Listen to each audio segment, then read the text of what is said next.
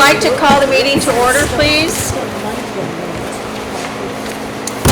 And welcome everybody, and Chief Miller, thank you for hosting us tonight. It's good to be here and see where all the action takes place. First item on the agenda is to approve the minutes of our last meeting, 11:30. Do I have a motion to approve those minutes? And a second? Second.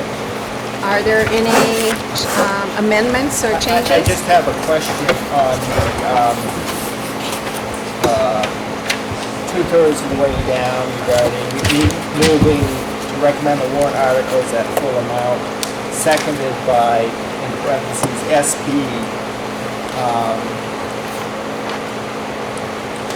I see it up here. Is that, select board? Or? No, I probably meant AB. Okay, so, yeah, because I said there's no SB. Thank you. So, with It that. was a tough meeting for my minutes. Yeah. Oh, thank you. I will fix that. Well, you have to sit by me, that always makes it a tough meeting. Unless you just put me in a flutter. Are there any other changes to the minutes? Go ahead. Question. It relates to how we approved the 11/16/23 meeting minutes, and then how I had added some wording, and then it was going to be sent to you, which you did, and everyone got a copy. My question is that amended minutes going to go to the town office so that can be posted to the... Yes, I just was waiting for everybody to say, yeah, okay, here I highlighted it, Okay. and you know, this is pretty much what you sent me, Right, so yeah. if everybody's good with Yeah. that. Actually, Vicki gets a copy of everything when you guys do, but Okay, she thanks. needs to know Just- that it's, I'll take Yeah. the yellow off and Right, it's and good to make go. it approved or Yeah. whatever, and not a draft, and Right. it would supersede whatever's there, if anything. Okay. Any other changes? All in favor of accepting the minutes as amended, say aye. Aye. Any opposed? Okay, minutes have passed.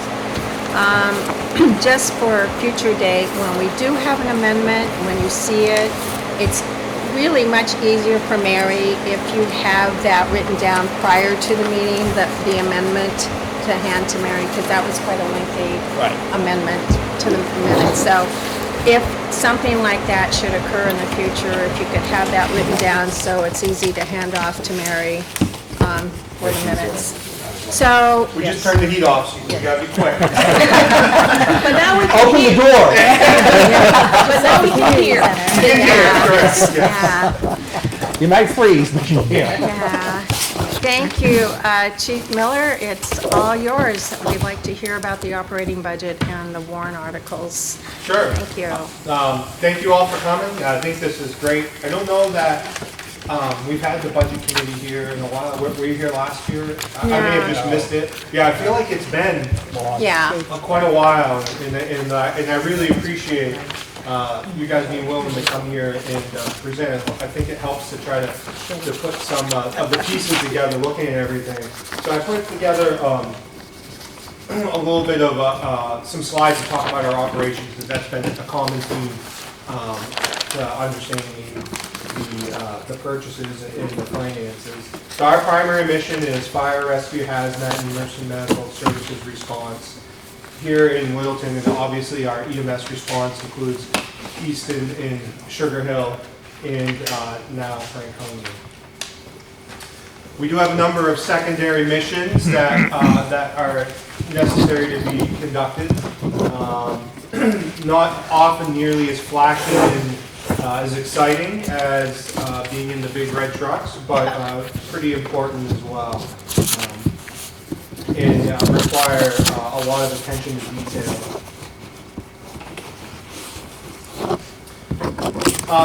The personnel we have right now, we have a chief and a deputy chief, and we have 4 shifts. Each shift has an officer. We have 2 captains and 2 lieutenants that, like I said, operate across those 4 shifts, and 12 firefighters on those shifts. So we're moving to 4 firefighters per shift here in Littleton. We currently have 9 call firefighters, with probably half of them or more being pretty active. We have several applicants in the pipeline as well, and we have a part-time fire inspector right now. Chad, when you Yes, say ma'am. 4 shifts, can you just review that for me? What does that mean? Yeah, so the way that that we operate, we have 4 shifts. The firefighters work 24 hours. And a lot of us have that understanding of the 40-hour work week, which is pretty common in a lot of industries. And there's a carve-out for the fire service under federal labor law that allows us to work more than 40 hours a week without having to be paid overtime. So the way that works in Littleton is the firefighters work an average of 42 hours a week. They work every 4th day. So they work a day. They have 3 days off, and that's over a multi-week period. So we're able to take the average of that and to average it to 42 hours a work week. For our full-time staff, currently with the collective bargaining agreement, they, no matter what the situation is, for their 43rd, 4th, and 5th hour, for the next 3 hours above their 42 hours, they're paid straight time. And beyond that is when they move into an overtime rate.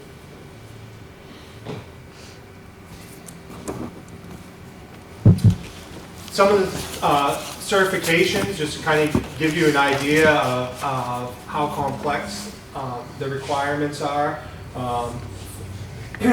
First of all, we require all of our members to have a baseline of fire and EMS certifications, and those certifications can vary.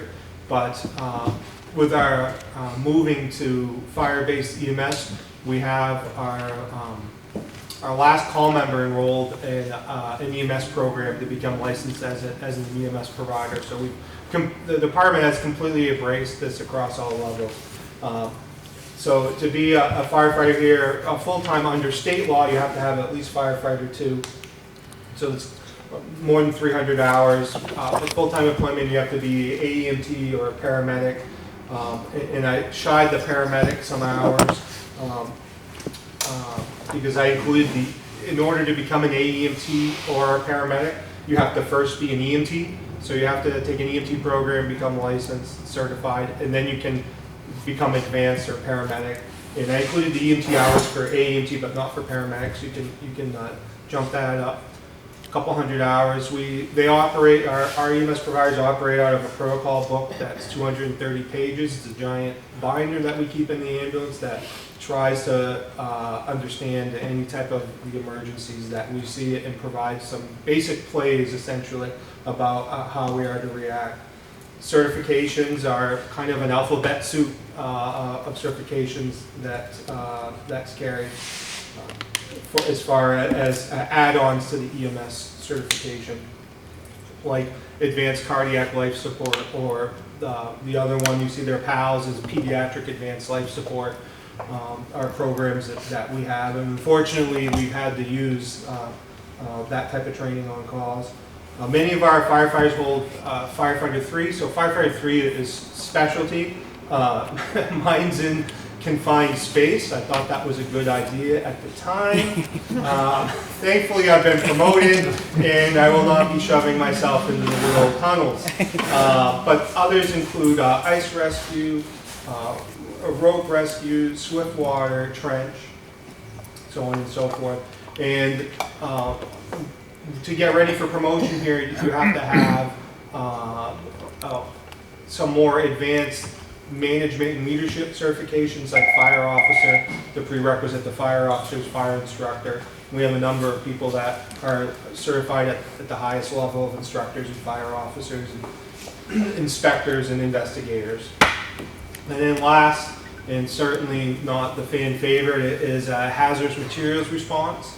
Those are really slow going, and there's many different levels for that. And we've recently, thanks to one of our call members, Jim Richardson, have done a lot of work to increase our hazmat capability, which is really important to be prepared for those type of incidents when they happen.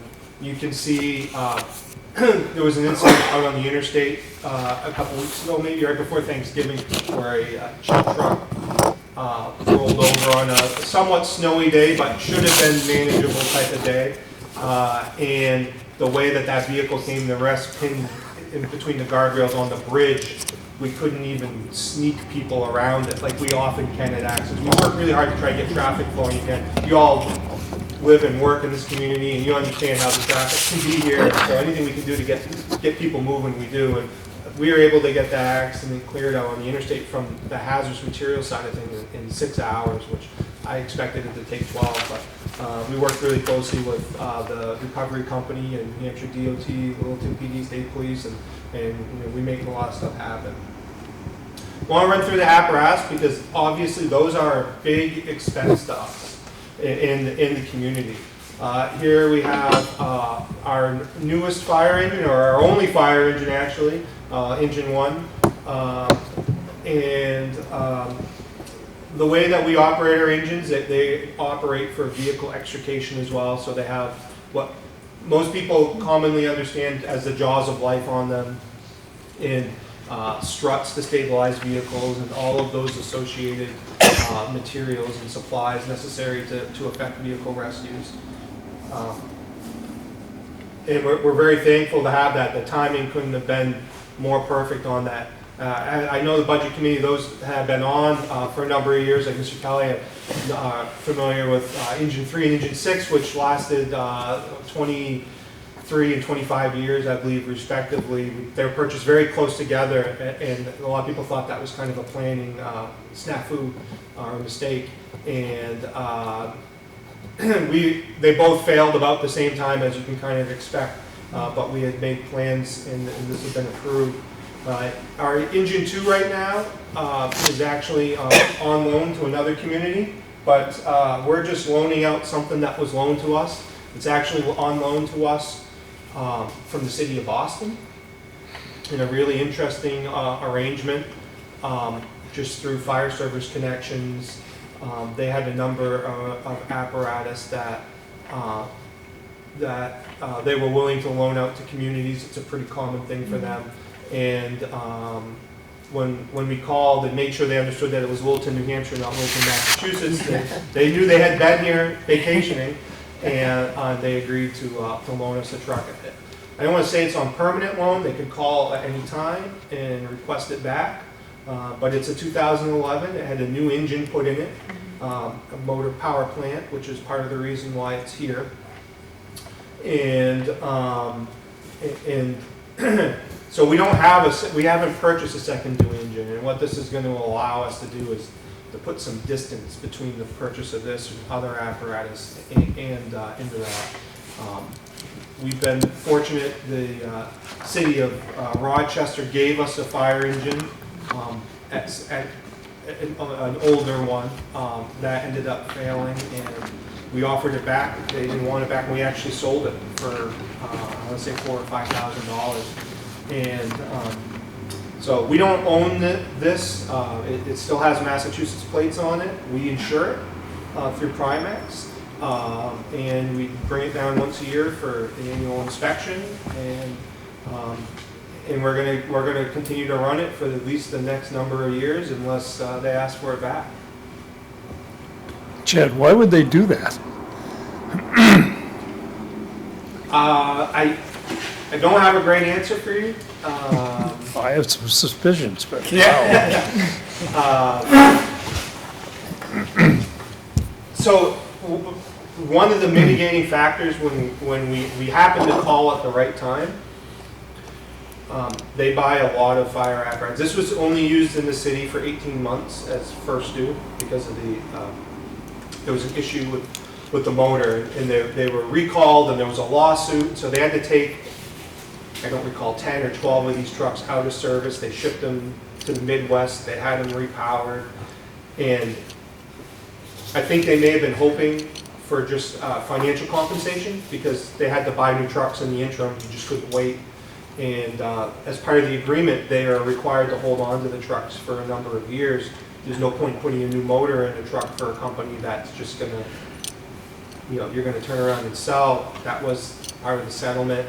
And they, being in the city, they have substantial space issues. They don't have place to put trucks, and when we called them, they insisted we come down the next day and pick it up.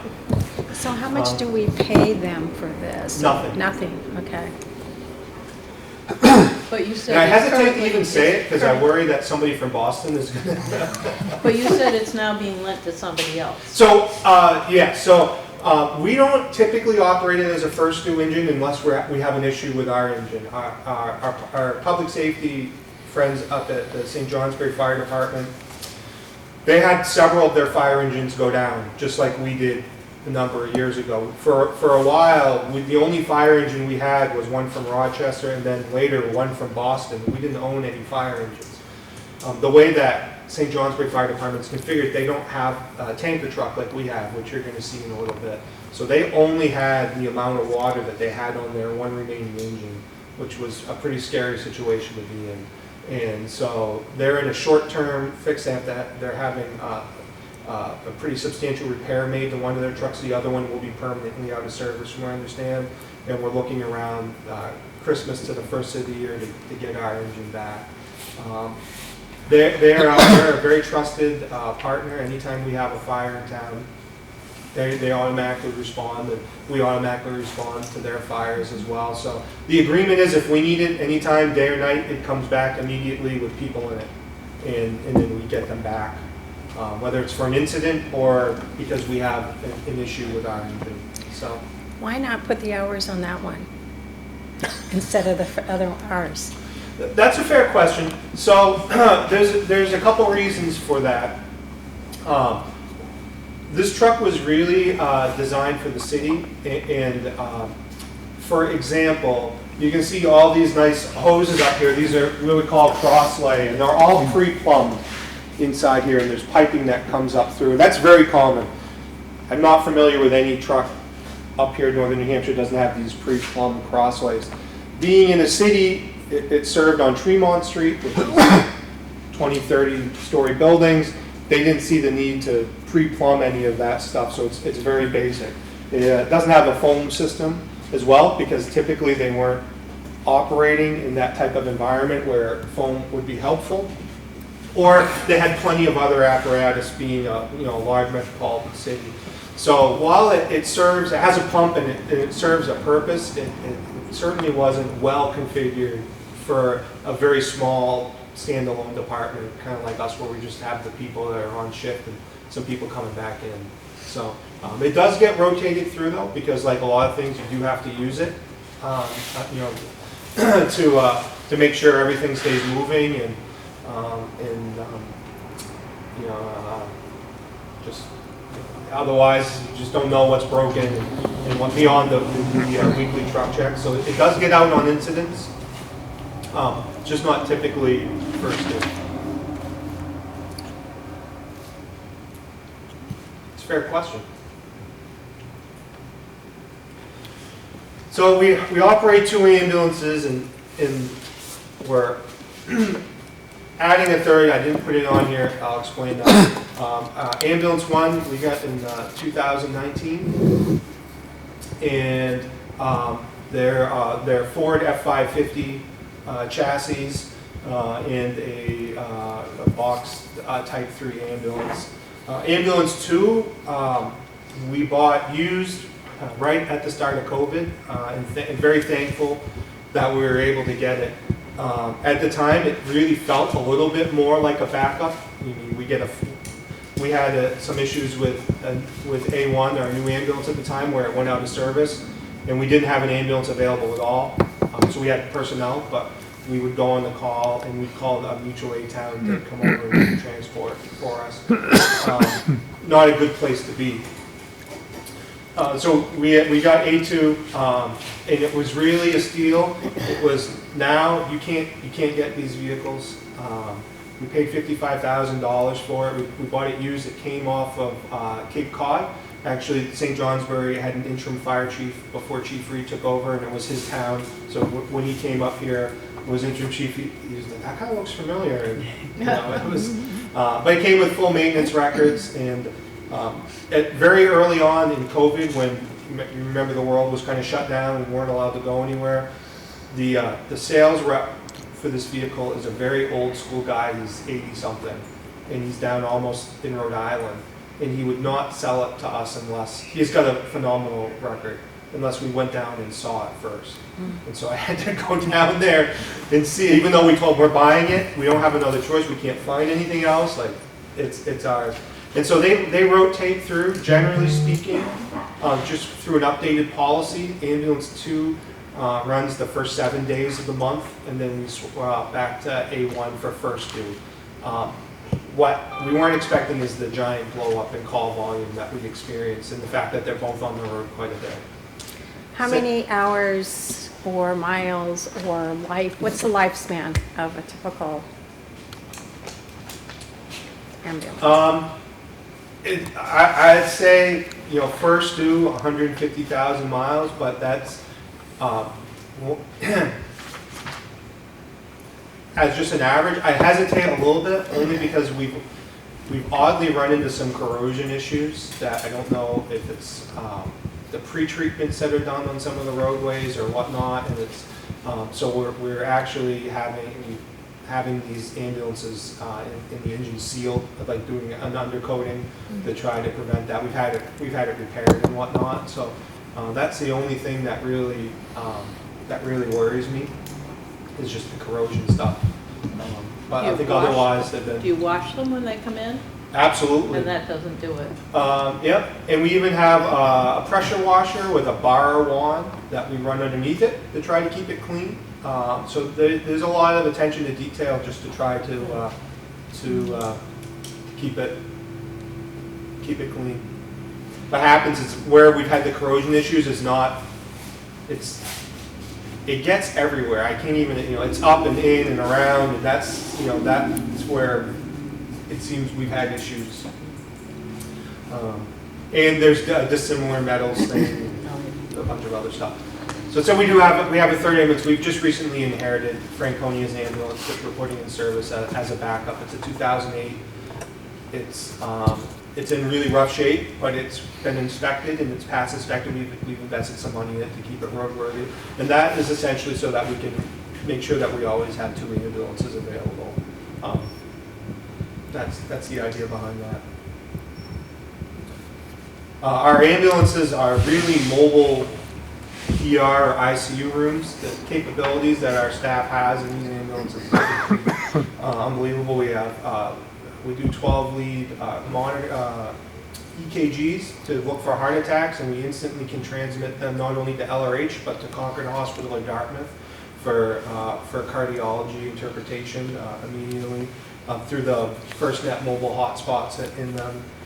We have a ventilator that we've purchased with ARPA funds very heavily through COVID, not just for ventilating patients, but for CPAP, which is a common treatment for people that have had respiratory illnesses. We have IV infusion pumps, video laryngoscope. We carried 48 different medications on the ambulance, including secure storage of controlled substances.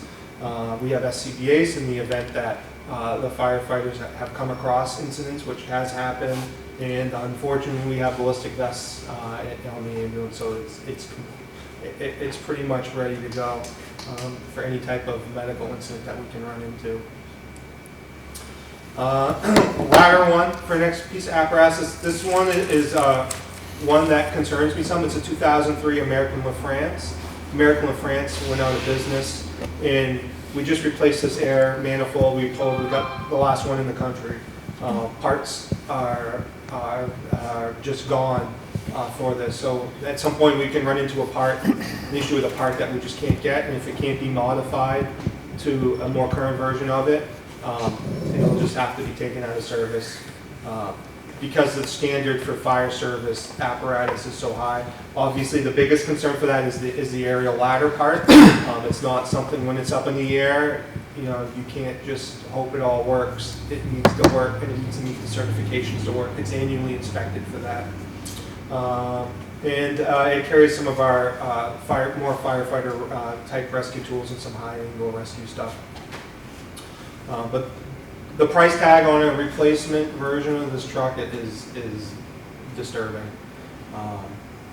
You're looking at $1 to $2 million. How many buildings in town require that? That's a fair question. I'd say anything 3 stories or more, absolutely requires it. Our current zoning is written around the height of the ladder, as far as the height of the buildings that we allow. And it's a completely invaluable tool that has led to a lot of the saving of properties, including a couple rooftop fires at a local establishment, and more recently a large fire we had out on Cottage Street, which allowed us to save half the building and more than $1 million worth of tire inventory. So when you need it, you need it. Tanker 1 is a 2015 E1. It was purchased on a grant, so I believe we only have to pay 5% or 10% for it. And it has a pump. It's a unique truck because it has a vacuum tanker, so it's kind of like a sewage truck. We can suck water out of a puddle, and we can pressurize the tank and discharge it, which is something that most tankers can't do. And it works really well for us in the limited manpower we have on initial fire response. We do have 2 Tahoes. They're 2017s. They have about 100,000 miles on them each, purchased during COVID. And for us, these are really important that we don't have the ability, from a command and control perspective. These vehicles have communications equipment that allow us to talk to dispatch. In a lot of buildings in town, we can't talk with dispatch directly, nor can the police department. These vehicles have the equipment to make that jump to allow those communications to happen. The vehicle behind you isn't normally stored here, but it's a Littleton X3. It's a gift from Hopkinton, and we've used it for rehab and extended incidents, and we've been able to get grants to offset the cost of it. We're hoping to continue to do that. At larger incidents, it's been a godsend to the firefighters and other fire departments in the area when we've had their firefighters here. It also has supplies to help us take care of people that have been displaced by fires and the immediate aftermath of it. We have a utility pickup truck that's in really, really sad shape right now. 1990 Ford F-250, but it has a diesel International motor, which isn't supported by Ford and it isn't supported by International. And that's what's up for replacement this year. We did purchase it used from the town of Marlborough. We use it a lot for service calls and equipment hauling with trailers. Is that still on the road? Hasn't been for a while, has it? No. Yeah, so basically we brought it to a few garages in town to try to figure out why it doesn't stay running, and they say we've spent $10,000 on it in the last year, and we need to spend $5,000 on the fuel delivery system. And they said, 2 garages said, please don't do it, and please don't bring it to us to have it done.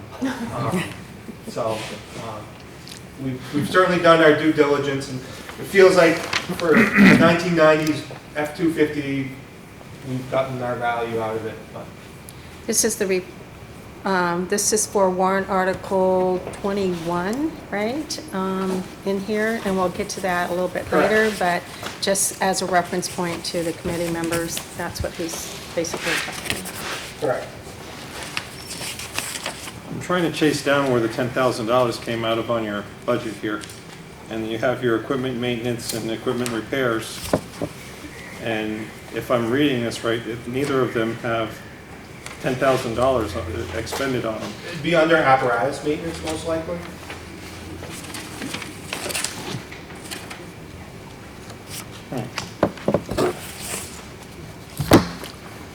I don't have apparatus maintenance on this one, so, okay. Do you want me, we can look now?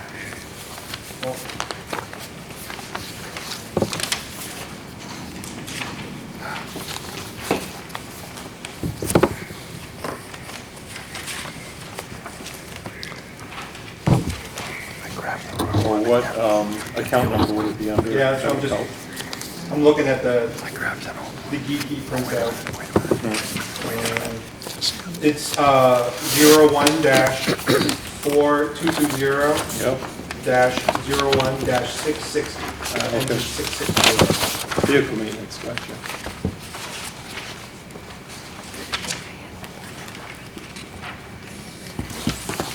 And so it looks like you spent like 12 or 13,000 for the fleet you have actually seems low.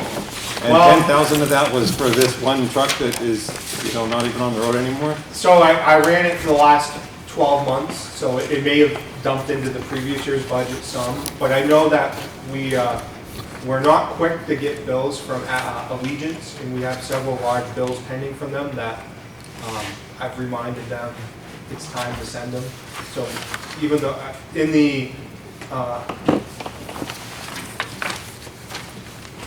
end of the November 1st report, we had spent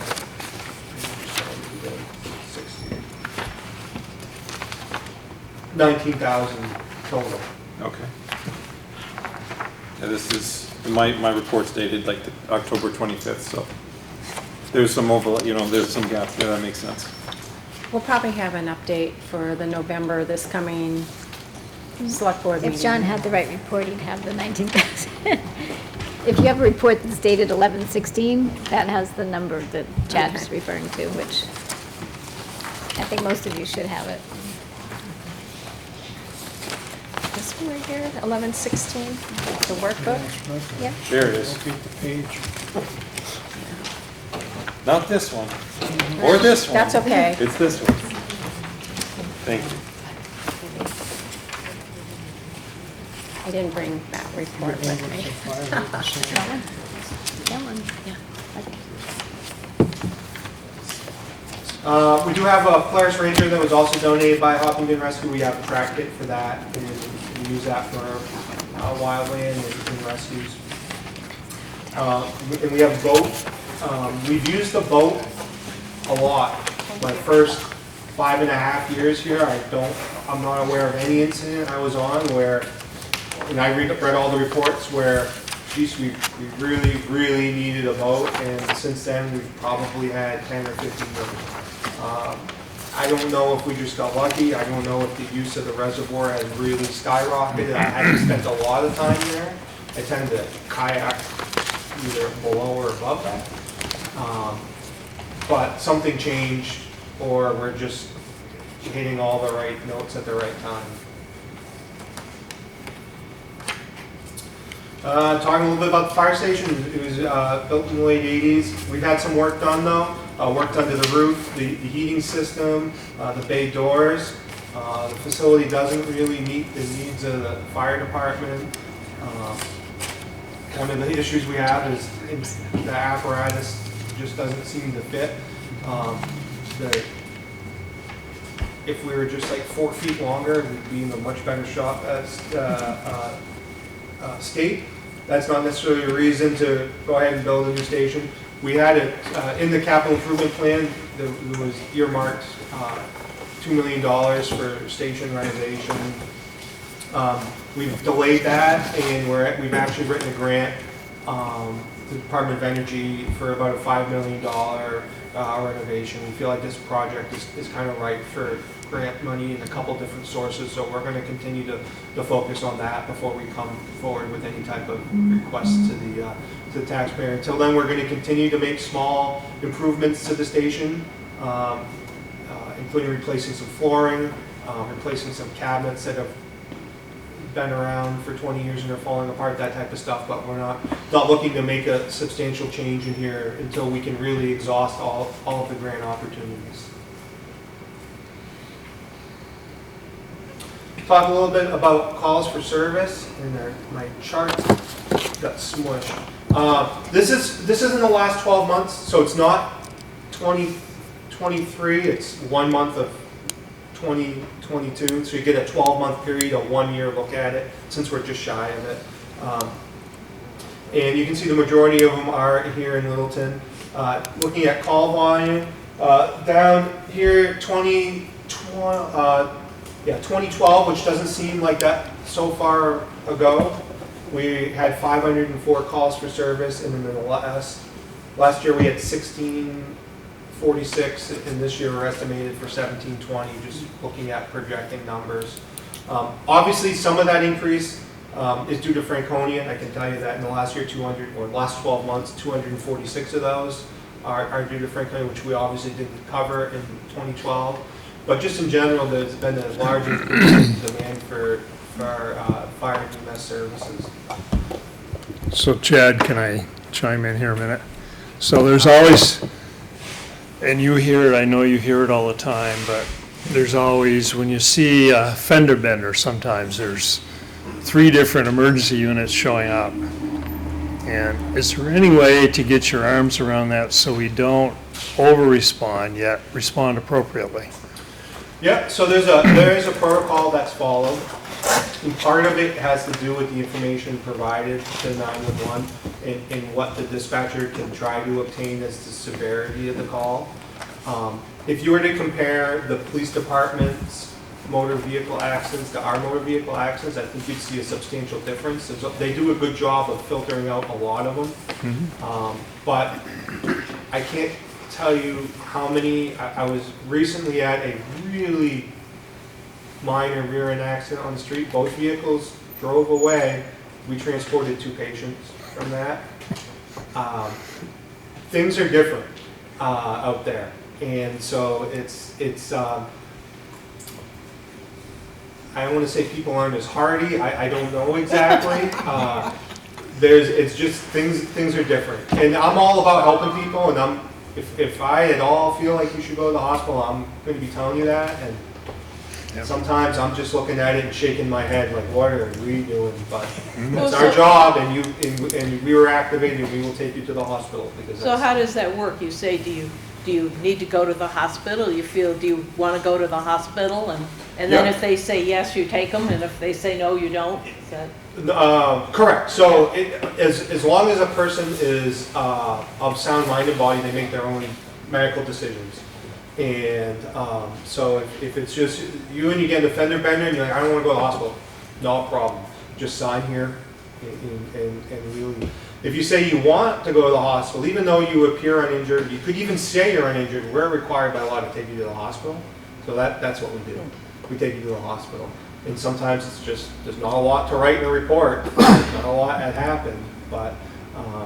So on a fender bender, do the fire trucks respond to those as well?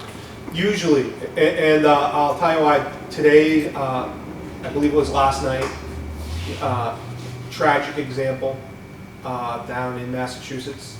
A New Hampshire man drove through a construction site where there was a police officer posted and struck and killed a police officer on a small road and struck and killed a construction worker. So these vehicles provide us a buffer space. They are our guardrails while we're working in the roadway. And like I said, we work very hard to open the roadways and to get out of the way and back in service as soon as possible. But that's part of the reason why they go. And even out on the interstate the other day,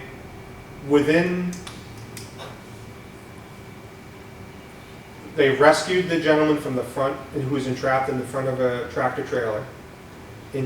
From the time of the call, within 40 minutes, we had reverse traffic on the interstate, so they're going the wrong way. And so we were working so hard to get those people out. Everybody's got a place to be, and it's just follow the line. And we constantly had people trying to the point where they're like brushing up against us. They're like, "You will get to go. Just wait a moment. Yeah. Just wait a moment." It is just today on North Littleton Road, we had an incident where somebody was forced off the road driving out there. It happened 2 weeks ago. They're very dangerous places to work, and so that's part of why these trucks go out there to provide us that space. In addition to, it has the brooms and the shovels. I mean, we have some of that on the ambulance too, but we do a lot of environmental clean up any of the oil, the coolants, the vehicle fluids. That's all really important to us, especially in our downtown area, to try to leave that pristine. So a lot of that happens out of these vehicles too. That's a question. On those numbers, does that include like false alarms? Correct. Yeah. Okay. So do you have a figure? Is that concern, or is there a high number of those, or is it minimal, or? At times, there are, I wouldn't necessarily say a high number. A high number to me would be like 3 false alarms from one place. That's not accidental in nature. Like if somebody burns food, it's going to trip the alarm. The alarm is doing what it's designed to do, and I don't consider that an accidental, but it's more like the system is in disrepair, so it alarms or something like that. I'd say more than 3 is a problem for me, and we're calling them saying, hey, you guys got to get on this and get this fixed. But we don't have any type of ordinance in Littleton. We're not allowed to bill. No penalties for that? We're not allowed to bill in Littleton for false alarms. Other departments and other communities do that. We don't have that option in Littleton. Is that something that maybe should be looked at in your view, or? So I think fee scales across the board should be looked at in Littleton. New Hampshire is very much a user-based. Yeah, and so we do right now. At the fire department, we have fees for the ambulances, and there's an ordinance that says we bill for hazardous materials response, which I've been really trying to be diligent on doing. To me, if you spill a reportable amount of diesel fuel or gasoline, that's a hazardous materials response, I'll bill for that. But it doesn't mean that people pay. Right. Linda, did you have a question? No, he answered it. Okay. Anybody else? Okay, well, while we're on the call volume, oh, I'm sorry, did someone else? There's a question I've been dying to ask you for years. Well, please don't die. So now's my chance. Years and years ago, I was working down at River Glen, and every time an elderly person slipped and fell, which they do quite a bit, we were required to call the ambulance. And a fire truck always came along with it, and I found that confusing. Sure. No, that's a fair question. So we've instituted a policy here. When you call 911, you're interrogated by a 911 operator. So that your 911 call gets routed to one of 2 locations in New Hampshire, either Concord or Laconia. And they say, New Hampshire 911 operator 123, what's your emergency? You need an ambulance. All right, what's going on? They begin asking you some questions. In the background, a little electronic message is sent to our dispatch center saying that there's a medical emergency at 55 River Glen Lane. No details yet. We don't know about it yet, but dispatch does. And then they begin to interrogate. If you say something like, oh, they're not breathing, we're doing CPR, they may ask you a lot of questions, but we get that notification really quickly.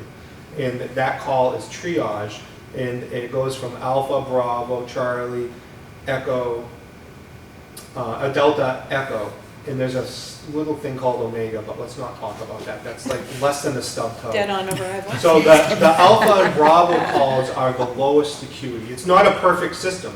If a person says all the wrong things or the right things on the phone, it can completely skew that. But it's a system that attempts to assign a priority to the call. Generally speaking, if we have an Alpha or Bravo level call, the department policy is that the engine or the additional firefighters don't automatically respond to that. Now, it's not in always, because there are some carve-outs to it. There's some people that we know in town, we've been there more than once, and we know that their needs won't be met by 2 people. And so there's always the option to go. Sometimes if law enforcement's involved, we'll go, because those situations tend to need a little bit more people to sort through some of what's going on, to be able to have a private conversation, understand specifically like with assaults and that type of stuff. So we try to filter out that and modify our response. And that keeps the firefighters here available and ready for the next emergency. Not as big of a deal in 2012, as you can see, with 504 calls. But today at 1,700 calls, trying to maintain that readiness for the next call is really important. So we try to be surgical about that. It's not always the case. We're sometimes training new people as well, and that can modify how we respond. But generally speaking, that's what we try to do nowadays. So, John, you have a question? He just answered it. I was trying to figure out the sidebar there where I was seeing zeros, and then it looks like, but it's wrapping. yeah, it looked fine on my screen, Okay. and then when I hit play, it's not. Yeah, so this is 1,720 calls. I don't know why it did that to me, but it did. Well, it's just a test for us. See if anyone's actually Yeah. looking, right? Just the width of your column, Chad. You just gotta check. Yeah, but I had adjusted it correctly Yeah. before, I don't know.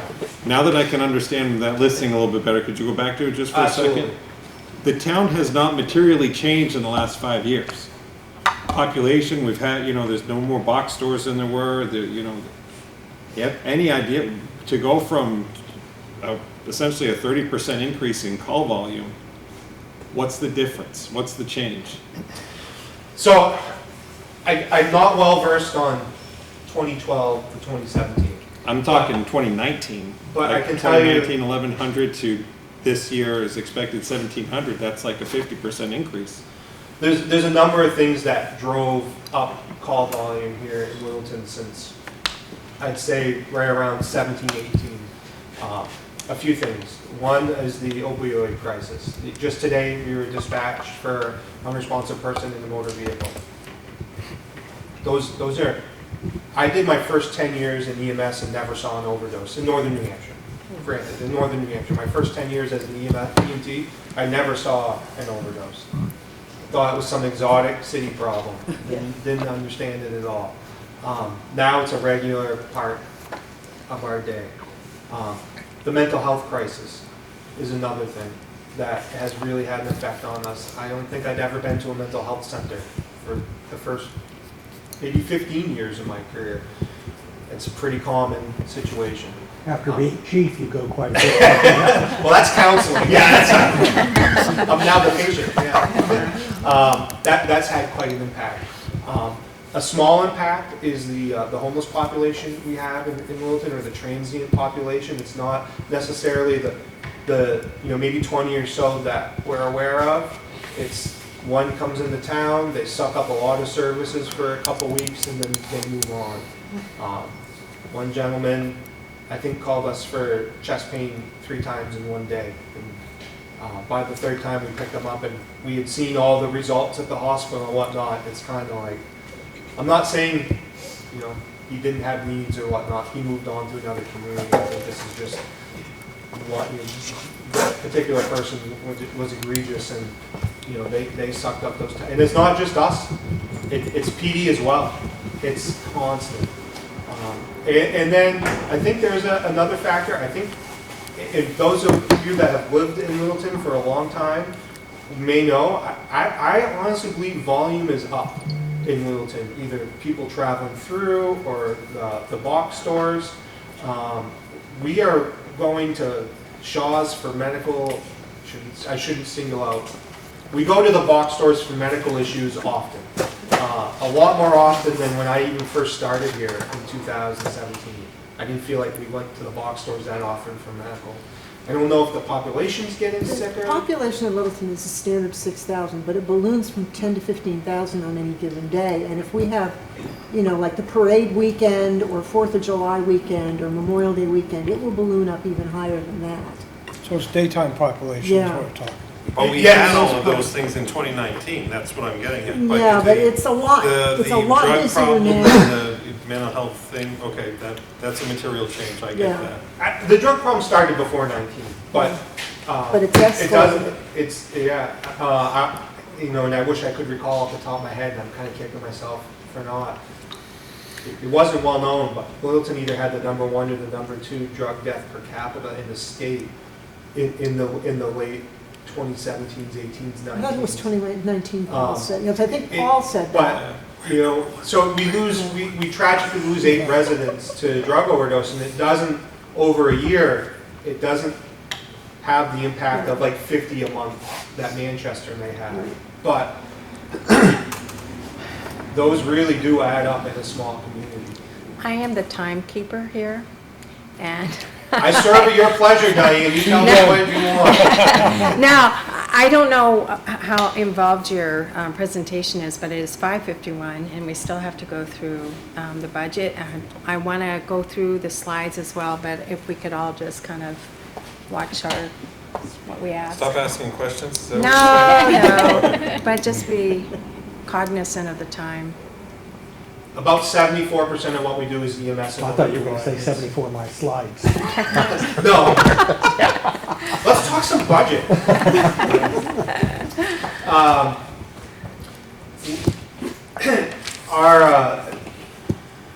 Because of the growth, I like to look at more on the revenue side from patient care as more of an average of monthly income. Over the last 12 months, we make about $32,000 a month doing patient care billing. In addition to that, we collect municipal contract fees. They're there. And Franconia is the big asterisk, and we'll talk about Franconia. This is our current payer mix for healthcare, private insurance, self-pay.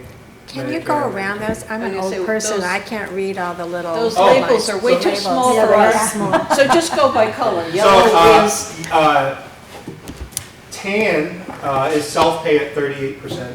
Private insurance is blue at 41%. Medicaid is gray at 15%, and Medicare is orange at 6%. This is a lagging indicator for us because we have seen more Medicare patients recently, but I don't pull data within the last 6, 8, or 10 months because of the way that the revenue cycle works for EMS, so you got to look a little bit further back. So we have seen an increase, and I just know because I read every report and I have processed up until probably this month every patient care report, and I know that we have more Medicare, which is good for our bottom line. But that was the last one that I felt was pretty reliable. Is that based on collections or based on billing? So it's based off of what we collected. So for example, if somebody says they're Medicare, but then when we go to process it, they're not, and they don't provide anything else, they dump them as self-pay. So this is actual. Okay. Yeah.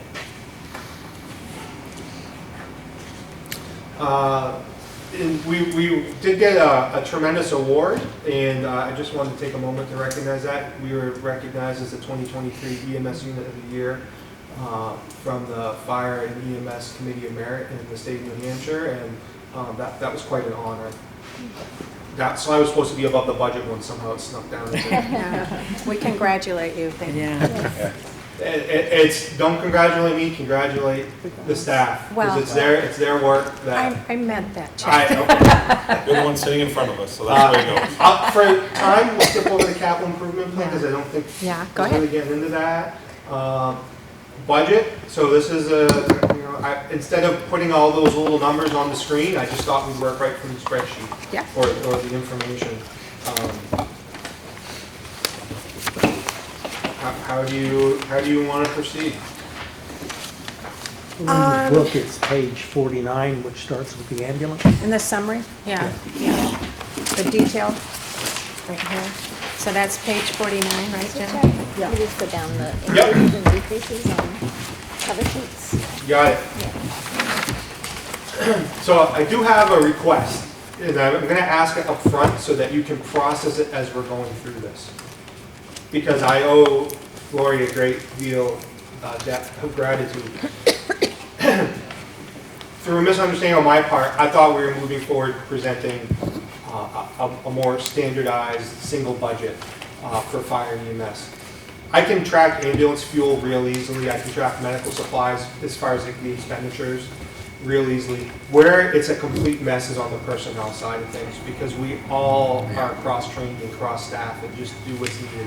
So our EMS budget has personnel, our fire budget has personnel, and sometimes it looks like maybe something funny's happening with the numbers. Why is this overtime line way overspent? This one hasn't been touched at all. Because every employee has to be assigned to one of these, and so when they work the overtime, it gets tagged to where they're assigned.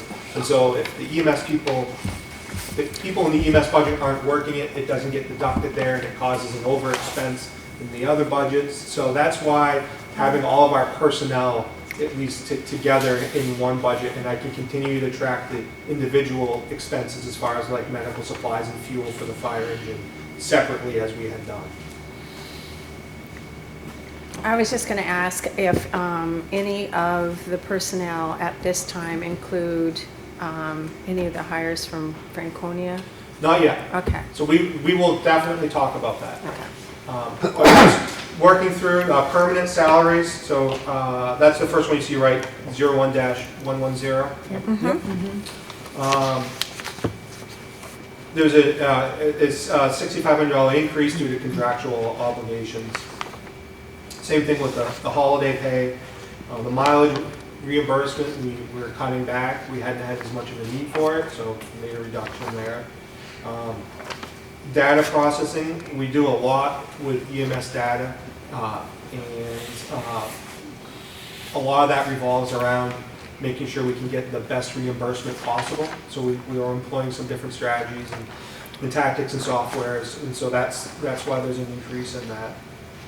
Same thing with the professional services for billing, because a large part of that is they keep a portion of what we bill, and so we're making more money, and thus that the contract costs more. So is the 23,000 the amount that they get through that? Is that the total amount that they get for the billing service? It wouldn't be more than that. Okay, all right.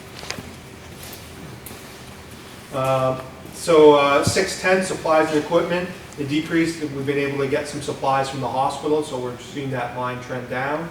So we're adjusting it accordingly. Annual preventative maintenance for our cots has just skyrocketed, and so it's increased to $3,900 from $2,900. And you're going to see a lot of those little things, especially where we have to have people come here to look at stuff or do stuff. Just the service calls are getting pretty high. It didn't increase to 3,900, it increased by 3,900. Oh, that's fine. It over doubled. Oh, correct. Okay. Correct, because we did find also that one of our cots hadn't been added to the warranty program, so. Gas and diesel, rather $6.35, slight increase. Vehicle repairs and maintenance, again, this is just for the ambulances. There's an increase. And training. I don't know why in our EMS budget there was no money for training. It all came from the fire department side of things, and we've really had to pinch to make that work. Obviously, EMS training, we're on recertification cycles. Sadly, our firefighter certifications are good for life. There's no check on those. Once you got them, you're good for life. But EMS, thankfully, as much as a pain in the rear end it may be, we have to go through refresher cycles, and there's cost to that. And so we felt like that cost was better borne in here. We have more higher level providers now, which require more training to keep up to date.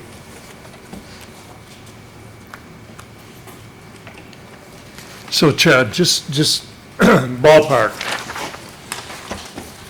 all your fire and EMS people together, how much training per year do they, you had that chart at the beginning, but some of those weren't annual, they were. That's like initial. Yeah. Yeah. So what annually is done when somebody's in? Typically, what's an average for your staff? I think I would say in programs that are certification programs, on a 2-year basis, because it goes with our Okay. refresher cycles every 2 Okay. years, I'd say a couple hundred hours at least. Now, that doesn't necessarily mean that's all training that has an expense attached to it. Sometimes it does, but a lot of times it doesn't. It's training that may occur on shift.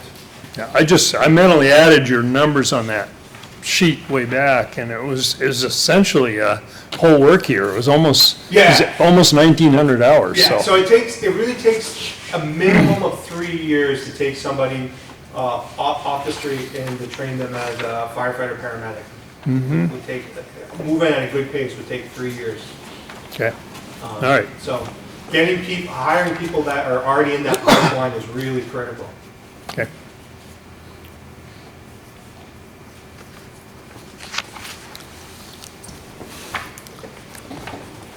Any other questions about the EMS budget? But, including the, the salaries, when you look at the hourly rate and whatnot, do not seem out of alignment at all. So that's, I'm not saying, boy, these guys are paid too much. That's not what this is at all. Let me start by saying that. But the other side of it is that it looks like that I thought that one of the attempts of the contract that was approved last year was to help bring down the overtime amounts, and they look like they're going up. Can you talk about that a little bit? So where you see, so are you talking about, when you say the overtime to go up, you mean the gross expenditure? Like the total amount expended for overtime? Yeah, if I compare the 22 budgeted to the 2023 expended on the overtime, and I do remember that in the last year we said we went through this a lot, and it was essentially overtime is extremely difficult to manage in an EMS and fire department. So but if I remember correctly, I thought that part of the plan was with the new, we were supposed to help control overtime with the new contract. Yeah. Am I the only one remembering it that way? No, I remember that. So has that, and I may not be reading this correctly, but it doesn't look like it's materialized that way. So there could be a few things here. First of all, if you're just looking at, if we had all of the personnel in one basket, we probably would be able to do a little bit better analysis of it. And I should have done that. I should have just taken all of our people and put it together. Because we have to total the two numbers together, the fire overtime and the EMS overtime budget, to get the total amount, and then compare it to history. There's been while overtime, the expenditure may have increased, you will see that we are not nearly as on pace to expend our regular salary hours.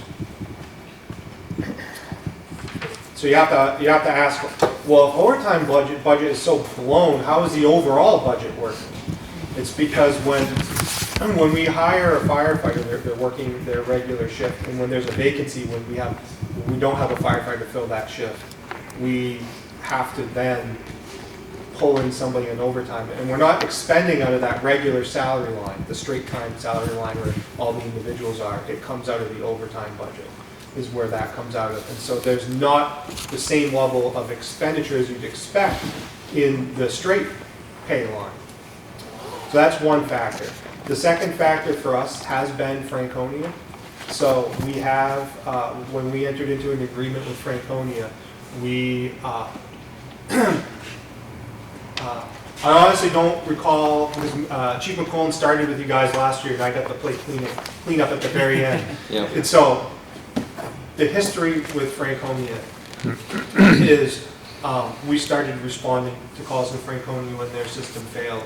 And then we kind of thought, well, geez, it seems like maybe we should get something for this. And so we sat down with Franconia, and they agreed to pay an amount.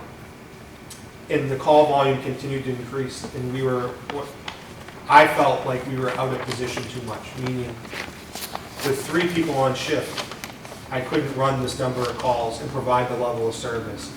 And the amount that Franconia was offering to pay to cover their calls didn't cover the staffing that we need.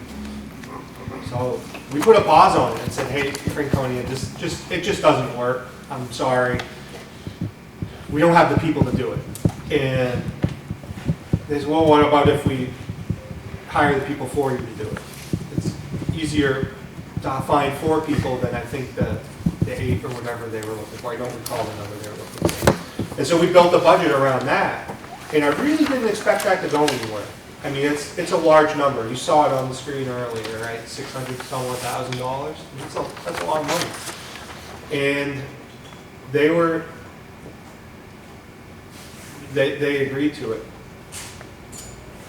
So we continued to operate in Franconia, but what was happening was, and is still happening, but hopefully changing at the first of the year, is that every time we go to Franconia, 200 and some odd times, or 253 off the top of my head, we put out a page to all of our firefighters for anybody to come back to work. And we offered them, we did it through the select board, we offered them a stipend paid by Franconia, and we offered them, and they got their rate. Now, the first 3 hours they came back to work is at straight time, but that has driven up our overtime as well, because firefighters were coming back in to cover. And I can tell you, by far and large, that has really helped this community. We have staffed a number of concurrent incidents with the right people that we wouldn't have been able to if we hadn't done that recall. But built into that recall is an automatic 3 hours pay for every firefighter, for every full-time firefighter, 2 hours pay for the call members that come back in. So that has led to a spike in that. Starting the first of the year, we're going to talk about Franconia. So I don't know if I should just pause right now, if that answers your question. No, yeah, that does enough to cover Franconia, because that played in directly into my question, so. It's one of our overtime sheets that we get from the town. Franconia is separated out from the town side of the overtime. Okay. So with the change from staffing 3 on a shift to 4 on a shift, that had to change a lot, not only to straight time, but to overtime, didn't it? How do you mean change? Well, I mean, more demand on overtime then, because unless you have more personnel to add the 4th person to the shift, then are they working overtime? Some of them working overtime? So we've stayed at 3 people, generally speaking, we've stayed at 3 people per shift. Mm-hmm. There have been a few exceptions. The other night, we knew we had a storm coming in, so we put a 4th person on.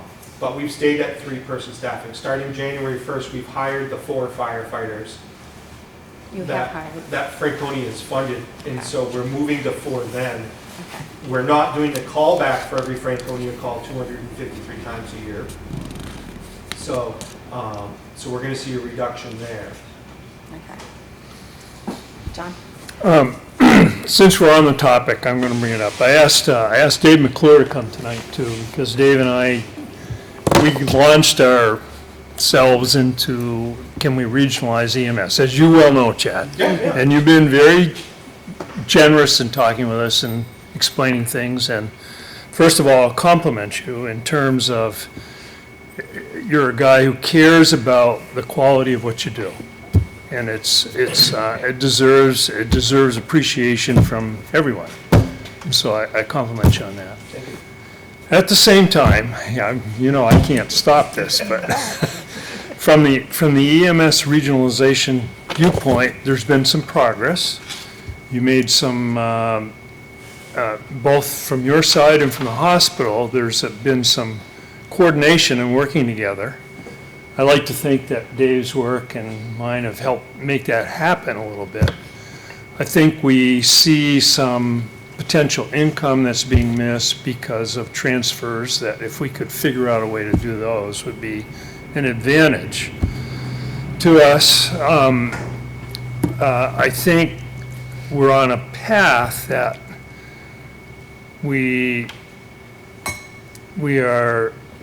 everybody is highly trained. And we're spending an awful lot on equipment, really, comparatively speaking, to other towns in the area. So, excuse the expression, we're probably working on a Cadillac service here. I think there's a lot of voters who want that. On the other hand, I see us on a trajectory that might be, in the end, unsustainable unless we figure out how to regionalize better and share our costs.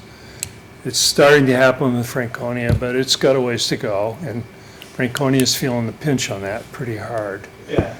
And so it's a mixed bag. Dave and I talked to, What do you mean Franconia is feeling the pinch? well, I think they went from almost no cost, recognized because of a volunteer group, Right. to $600,000 But bucks. $600,000, if they tried to do it on their own, it'd be at least twice that. Oh, I know that, Steve. And they know that. I think they're figuring it out. This isn't so cheap. No, I think when they met with our selectmen a Yeah. year ago, whenever that was, Yeah, when they were at that table, they knew that. Yeah, I'm not sure all the citizens did. I think, I'm hearing from some that But are their starting to leadership that was understand there that. that night definitely Yeah, recognized that. but I'm hearing from some Oh, citizens yeah. that, yeah. At any rate, I still think regionalization is in our future, but unless there's a taxpayer offset to the push for this, there's incredible training requirements too, and they cost money. And you've got a staff that's buying into those full both feet.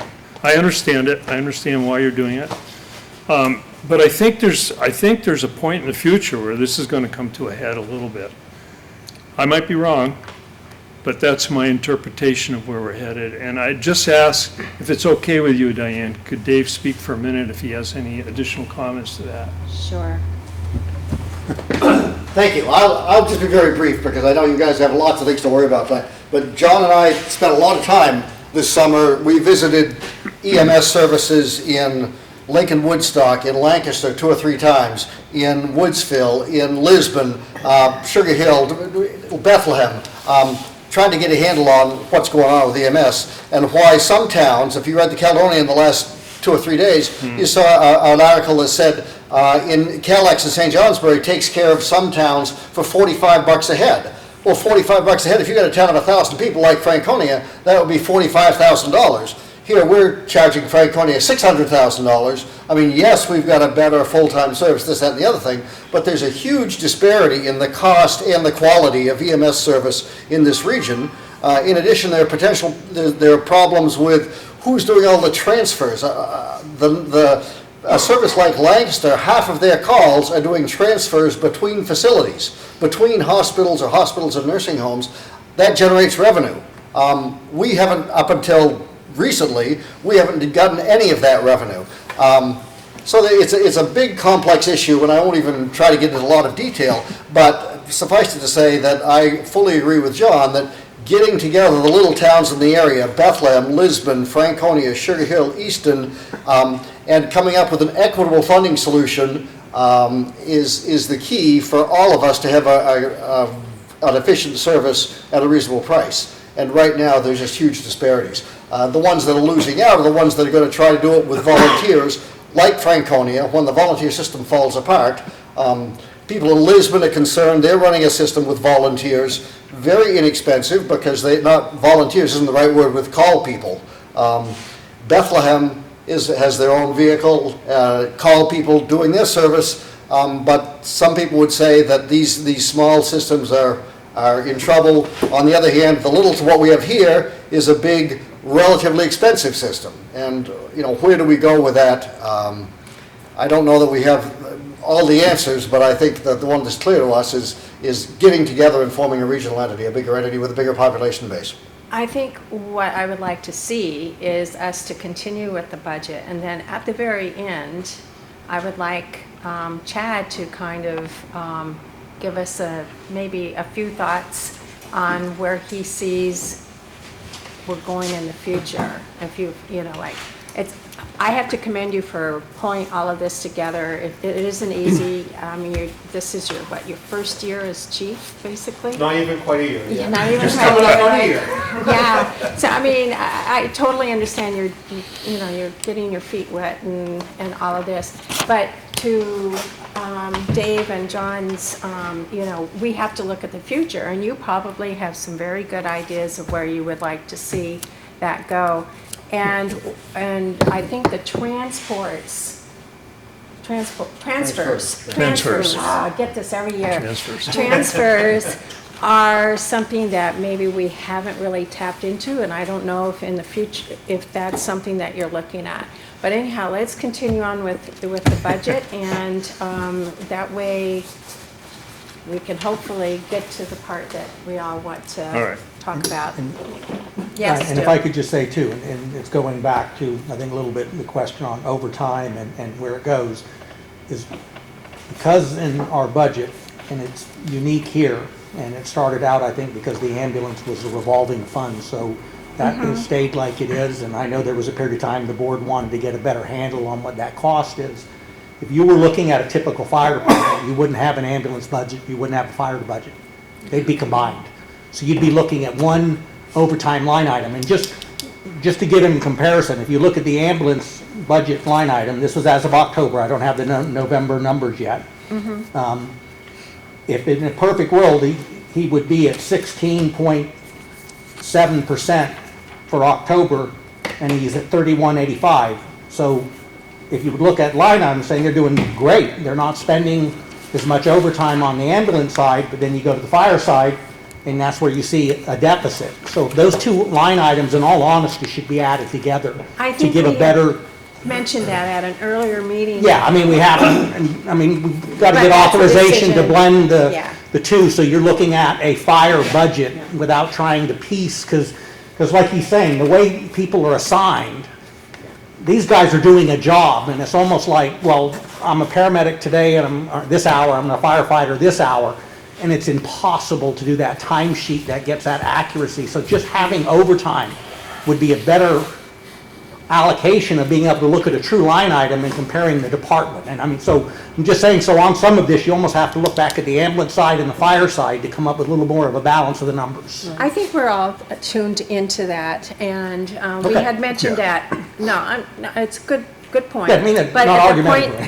other point is that it's up to the select board to combine the two, and I think there's probably a consensus that that's the way to go. I mean, if you want a consensus from us, consensus vote to combine, I think more we could do efficient. that, you know?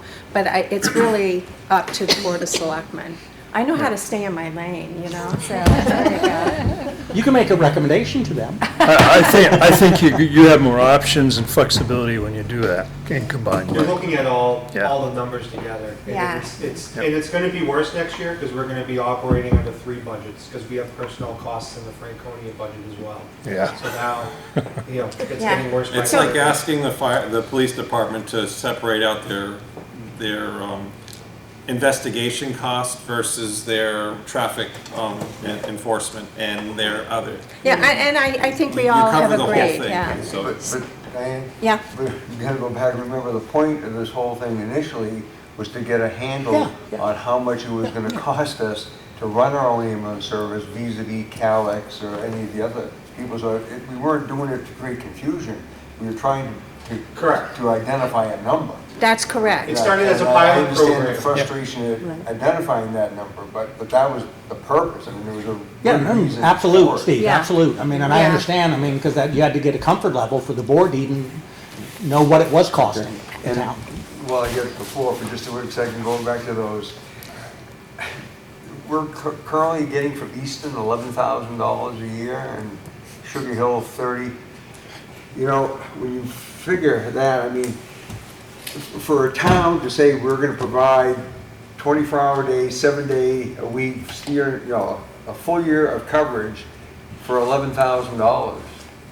You know, I Seems to understand me that. there should be a floor, huh? I don't know what it is exactly, but I agree with you. You know, it's only, I mean, and not trying to be onerous or usurious or whatever else, but yeah, if a town is going to exist and if a town is required to provide this service for their, yeah, there's, I mean, they couldn't, I mean, it cost them $100,000 for one employee.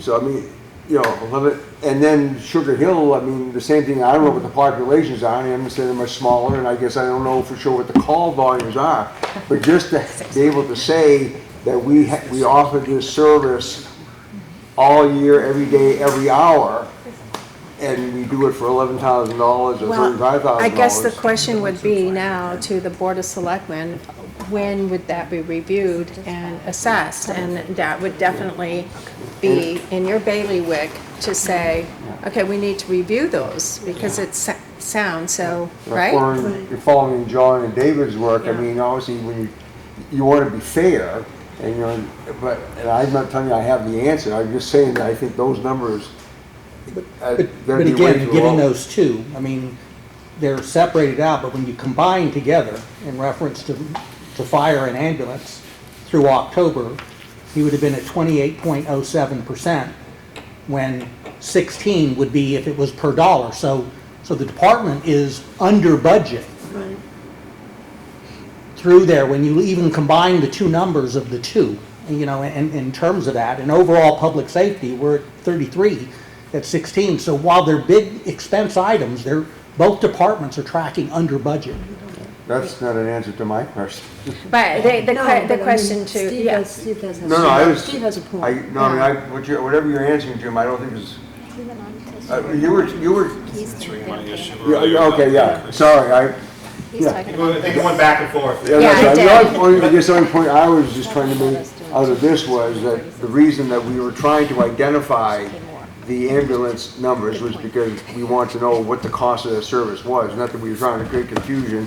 And two, just having seen those other two numbers, whatever formula ends up getting worked out, yeah, there needs to be a floor. If we're gonna provide you, it's this amount to provide you the service, and then there's a surcharge per call or whatever beyond that, or that includes X number of calls, and if you go over that number of calls, then it's, you know, it was obviously, they know that that's way. My point Oh, is, yes. that's my right. point, just to add to the So, conversation sorry. here, Thank you. is that when do you do that? Because town meeting's coming up for them. You don't just spring this bill on them after town meeting. They have to raise and appropriate the taxation for that. So it should be looked at prior to town meeting. So I So can think tell their you town that meetings I are can give in you an March. answer. So we are entering year 2 of a 3-year contract with those communities where the amounts are spelled out. And they're essentially, So either the stay contract's stable or up this increase time by a of slight Yeah, amount. yeah. But I'm No. just East saying and in before frequently, town Before the meeting. East End contract Sugar comes up, Oh, Sugar Hill, yeah. All right. But two, if you want a regional system, Littleton dictating the rates isn't, in my opinion, the way to get there. More so, pulling the people together, the community leaders, the select boards, the political process together, and discussing what's a reasonable way to share costs is the better way to do that. So, you know, in that, I've done these type of contracts, is complex and is going to require a substantial carve out of time for myself and the town manager and the finance. Well, director. I think that's So- what I was expecting at the very end of this budget presentation. If that is something that you are looking forward to, how do you propose to go about doing it? Because we can be here next year and talk about the same thing and not have achieved anything.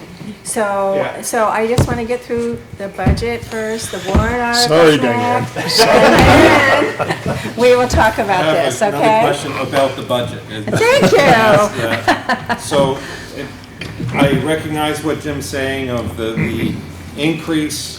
There's a small requested increase on the ambulance side, and there's, you know, a large yet in proportionally small increase on the fire side. And the increase for the requested increase for the fire side is 136,000 on 1.7 million. 125 of that 136 is all in salaries. Are you adding another person, or So, what's going on there? yeah, so if we go we're at the fire budget now, right? Yes, thank you. So we'll start right at the top. So All there is right. an increase. Thank you. Right now, we have a part-time fire inspector, and we're not able to keep up. Our health officer, zoning officer is retiring as well. And we're taking that opportunity. I'm the deputy health officer currently. And you could almost just keep me full-time right now as the deputy health officer for the amount of issues we're having. Anyway, what we propose is taking some of that money and taking some of our money in the fire department and putting together a full-time fire inspector, health officer type of program. And so that's part of the increase that you're seeing there. It's right at the top of the fire department budget narrative. Have we explored to see whether there's another milk rats type person? Well, we're gonna have to, because I got pushback from the zoning board that they believe it's a conflict.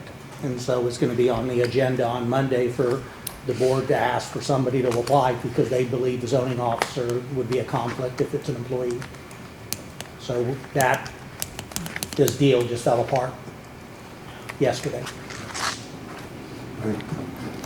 I mean, obviously, as we found out, just like with, you know, Meaning we- the community center, a format. Chairman of the board came and met with us and said didn't support Yeah. the zoning officer being combined in with the, Right. But I mean, you The know, health that, officer and you what know, have you, Milt so- obviously was unique in many ways and his Well, I'm talents, but obviously, if you can find a person in that stage of life who has that interest and ability, There's a lot It- of complexity to it. It is, Steve, I'm gonna tell you, it is a lot more than what people think. And if you saw the legal costs that we're now incurring tied into that and how important it is, that is almost getting to the point where it's almost not a part-time job. I mean, between the combination of health and zoning, and they overlap quite a bit, but we don't have code compliance, so I know that's not a good term up here, but, you know, health and zoning are a lot of times are those issues, and then every time that comes up, then we've got to call out to the lawyer, so we're spending a ton of money. And if somebody was focused and I'm talking about, and this is no disrespect to Milt, but when you get a file and a warning letter went out in 2019 and the second letter goes out in 2023, you know, we've got properties that have been sitting for 10 years that we're going through legally, you know, trying to take care of, and we've got one that is going through foreclosure, and because we didn't do the process right, the town's gonna eat $20,000 that we're not even gonna get back in terms of a lien or anything on the piece of property. It's become into a very complex job. You started answering the question I'm about to ask, but from a, not a service level point of view, from a purely budgetary point of view, is there any, are we going to be saving some other expenses by having this full-time person? Or is it just increasing level of service? Those legal fees that you're just alluding to would be an example of that, but. I mean, there'll always be legal involved because we'll have to go to a court case and what have you, but if and the world I would come from, you have a full-time person who deals with this, they become very efficient in the code. And so there are a lot of things and steps they can do so that when you reach out to the attorney, you've already gotten several steps taken care of, and they're doing the formal filing and what have you, because you've already done the notification letters in terms of that process. And I'm probably going to say something I shouldn't say. no. But this overflows into the school system too. And We're The fire seeing the same people. inspections, the fire inspection and everything. I mean, it's, and the quality of the apartments and who is attracted into our community, who can afford those buildings. And then it overflows, I shouldn't be saying this, should I? Overflows into the school. So the other services are required. So it's important to keep everything up to code. There's two properties that I've been dealing with that the town manager and the board are aware of because they've had involvement. The amount of time I have spent on this means I haven't met with regional EMS people, and I haven't implemented high-performance EMS billing, and I haven't done some, because there's just so many hours in the day. And the town manager's completely right. I wrote a letter to our attorney saying, this is the notice to vacate that I wrote, and she changed 2 words, and we got it back right away. Normally, the previous practice has been, we need a notice to vacate, and they spend the time to craft it, and you pay me a lot less than you pay the legal people. And you'd pay this inspector a lot less than the legal fee. But Diane, to your point, I firmly believe Littleton does not have the statutory authority to enforce the building code. So you can do whatever you want in the building, essentially, kinda, as long as you're not changing the footprint without any type of inspection. Yep. The fire department gets involved in certain cases after the fact, but lack of building code means that these properties haven't been well maintained. They're not getting top dollar on resale. They're not being assessed well. They're draining the assessments of the neighboring properties potentially and affecting the resale value of that. And on top of that, you get everything you just described. Yeah, I mean, I hate to say that, but it's It's a- true, it's no, a there's reality. There's no hate to say, it's the reality reality. of Yeah. the situation Yeah. that, But the other point is, I want to just follow up on, is the use of your time.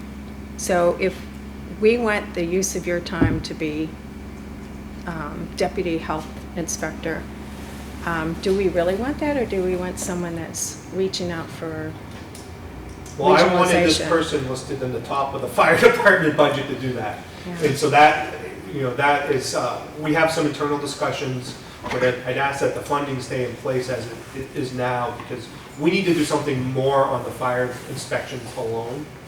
Because we don't have that building code, we enforce the fire code as an afterthought. We don't have the ability to go in ahead of time. A new building is built. We only go in at the very end. Let me give that example. Okay, I mean, we were very grateful to get a 12-unit complex through Invest New Hampshire. But because of our process and him getting it at the tail end, that building was built, sprinkler systems, everything was put in, and then we have to go back and tell the owner, you have to put in a fire hydrant. So it's after the fact. It's being caught now. We were able to use money from that to offset the cost for the builder of the apartment complex, but we have a system that is not Ass backwards. proactive. Well, pay now or pay later, exactly. And we're definitely paying later now. All The right. chickens have come home to roost. There's Any no more site- questions to that? And then we'll There's no just, site plan review, and that's when. That's that- another aspect of it That as draws well. into the inspections and everything. Yeah, else. so the health and the safety inspector, I guess, we would still ask that there. Part of that money was brought over from two portions of the budget. It was like 10,000 for the zoning officer. I think it was 7,500 for the health officer, and then some expenses. So if we're gonna go back to a standalone zoning officer by stipend, then I need to pull 10,000 back out of that and put it back over into the zoning side. and so you'll be deciding that soon? Well, I'm basically telling you tonight that if the zoning chairman doesn't support this process, I don't want to get into a political spitting contest with your zoning board. Well, I thought combining them made a lot of sense. We That's did just too. my opinion. We did too. But you guys don't oversee that, it's all through the zoning? Right. Okay. The select board appoints the zoning officer, which is Milt right Yeah. now.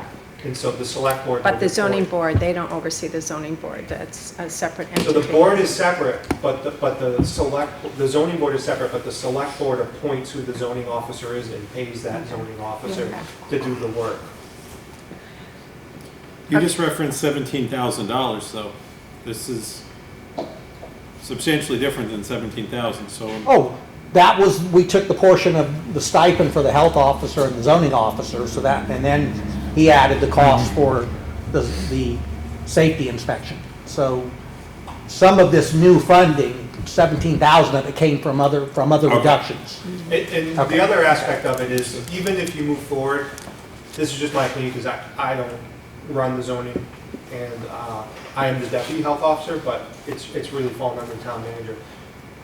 You need substantially more work hours assigned to that than we've ever had in the past. So if we're parting ways in this process, it's not just to go back, it's, there may be 3/4 of an FTE there for one and a half FTE for the other, and then we still have me as well.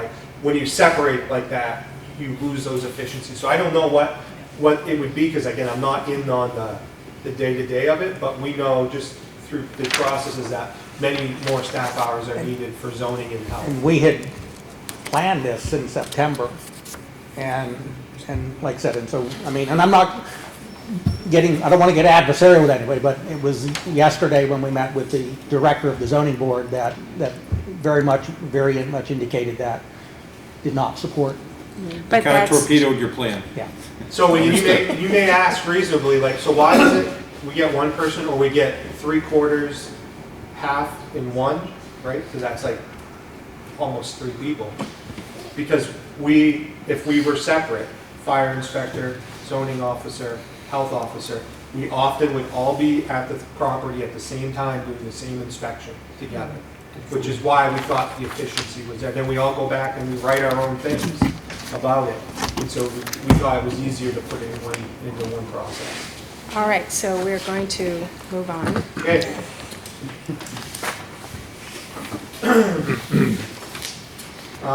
Increase in call firefighter positions. We're seeing an increase in the call department. We have a couple applicants right now.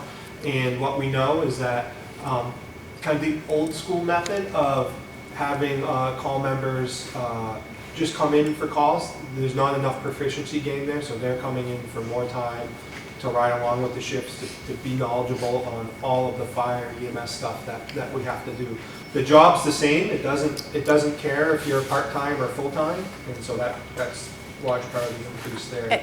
Are there hourly wages or the amount of money that they're paid, is that through the contract, or is that just an hourly? And are they getting a 3.5% increase on that? So they would historically get whatever the increase is that would be given to town. I'm not sure that the wording of this, to non-unionized town employees. So that would be 3.5, whereas this right now, does it still reflect the 5% increase? So typically part-timers are at the discretion of the department head. They ask for one budget amount and then they pay their part-time accordingly. When you do the non-union percent, it's for regularly scheduled non-union people so it probably wouldn't include the call firefighters, but it's up to the department head and the budget amount that he has to decide what to pay them. But he may decide to go with the 3.5, but I haven't adjusted that number. That's the original number he asked for. We can stay, we wouldn't not necessarily have, I mean, we can adjust it down to 3.5 to 5 or whatever. I think that would be my opinion only. What are the hourly wages at now? You know, I'd have to look off the top of my head, because I just processed the hours, but they're in the $20-ish range. Yeah, okay. Right. I think it varies for some of them, but I don't call exactly. It is now 6:39, people, so. All right, educational stipends, we're decreasing. Overtime, we're increasing. Mileage reimbursement, we're increasing slightly due to the IRS rate in this budget. Cell phone stipends, we're increasing because we're adding a position, the fire marshal, just based off the full-time and the actuals. Uniforms, we are having increased, of course, cost of anything you're buying is going up. Telephone, we're decreasing.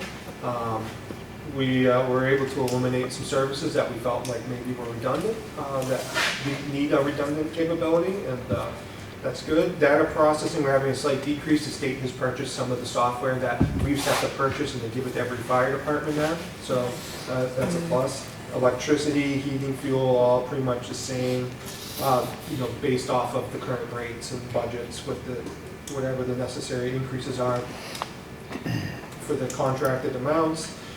Building maintenance and repair, pretty much staying the same, staying within that same amount. Like I said, we're going to hold on any type of substantial renovation or whatnot until we can exhaust all the grant funding. Dues, a slight decrease just based off of the actuals. We probably aren't belonging to some organization we used to belong to. They haven't called me and harassed me, so we're just moving on. General supplies, this is the famed toilet paper, car soap, floor soap, all that type of stuff. Office supplies, slight decrease. Postage, slight decrease. Equipment maintenance and repair, same type of thing. A lot of these are contracted amounts. We kind of work with some extra to deal with the regular equipment breakdowns. Gas and diesel, just a decrease. We're doing more with EMS, and so that budget, those costs are being reflected in that budget. As we're spending more time, we're kind of being able to narrow some of that stuff down. Vehicle maintenance, slight decrease. Books and periodicals, a slight decrease. Equipment purchase, slight decrease. Events and activities we've had a couple very popular events like our fire prevention week events and whatnot. We've overexpended to make some of those happen, so there's a slight increase for that. The firefighter supplies, that's the foam, if we break a hose, speedy dry, any number of supplies. Turnout gear actually comes out of there, and a set of turnout gear is now $5,000. I bought a pair of firefighter boots the other day for $450. It just, the costs continue to spiral, so there's an increase there. And training, just a slight increase based on the actual. Okay, are there any questions on the operating budget? And we'll move into the warrant articles. Just one on the overtime. So adding $9,000 to the overtime budget is not getting the handle on the overtime. So I did add some money also for that inspector person, because that is an hourly rate that they're needing to be called in for overtime, not knowing what exactly to expect, so that is some of that increase. Well, adding the 4 firefighters from the Franconia, will that address some of the overtime? I think it does address the overtime, because like I said, right now, anytime we go to Franconia, we do a staffing recall, which is an automatic 3 hours for the full-time staff that come back in. Moving to 4 people per shift, we're not going to do that staffing recall, because we have 2 more people here available to respond. You need at least 2 people to do an EMS call. So I'm expecting to see that decrease pretty substantially. Is that? As far as the callback. Anything else? Just a bottom line kind of question. If the budget doesn't pass and you have to go based on your existing budget, do you have a plan on how you're going to manage the services that way and what you would change? Because we have to sit here and say, we think this is we recommend this budget or not. I want to know if it doesn't pass, what are we losing? So I think the biggest change for us would be that inspector position we discussed. The rest of it is probably pretty close to the default budget, or right in that neighborhood. We worked pretty hard to try to just move costs around. So I don't have a hard and fast plan, other than we'll just work on it every day, and we have to reprioritize. There's some things that have happened in the past we may have to put on hold or whatnot. That's a good answer, thank you. So We can- face that every March, right? No, that's it. Yeah, no, I mean, So let's move to warrant article 19, please.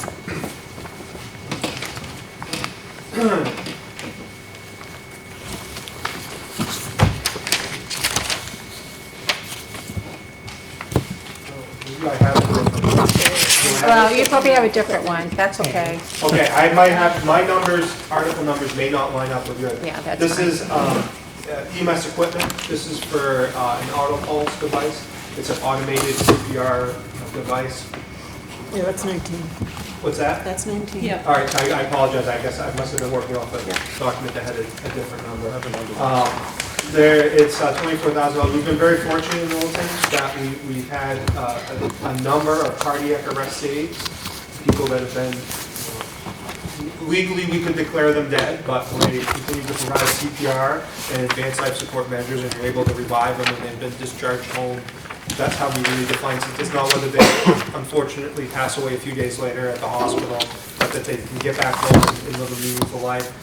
This device really helps us with this, especially in times where we don't have our full staff, all 4 people that are on shift. It takes 5 or 6 people to run a really successful cardiac arrest aid. And what we know, because we're so data driven, we look at CPR quality. Our monitor measures the rate and depth of compressions, and we know after our beefy firefighters providing CPR for 3 minutes, quality drops by 50% or more.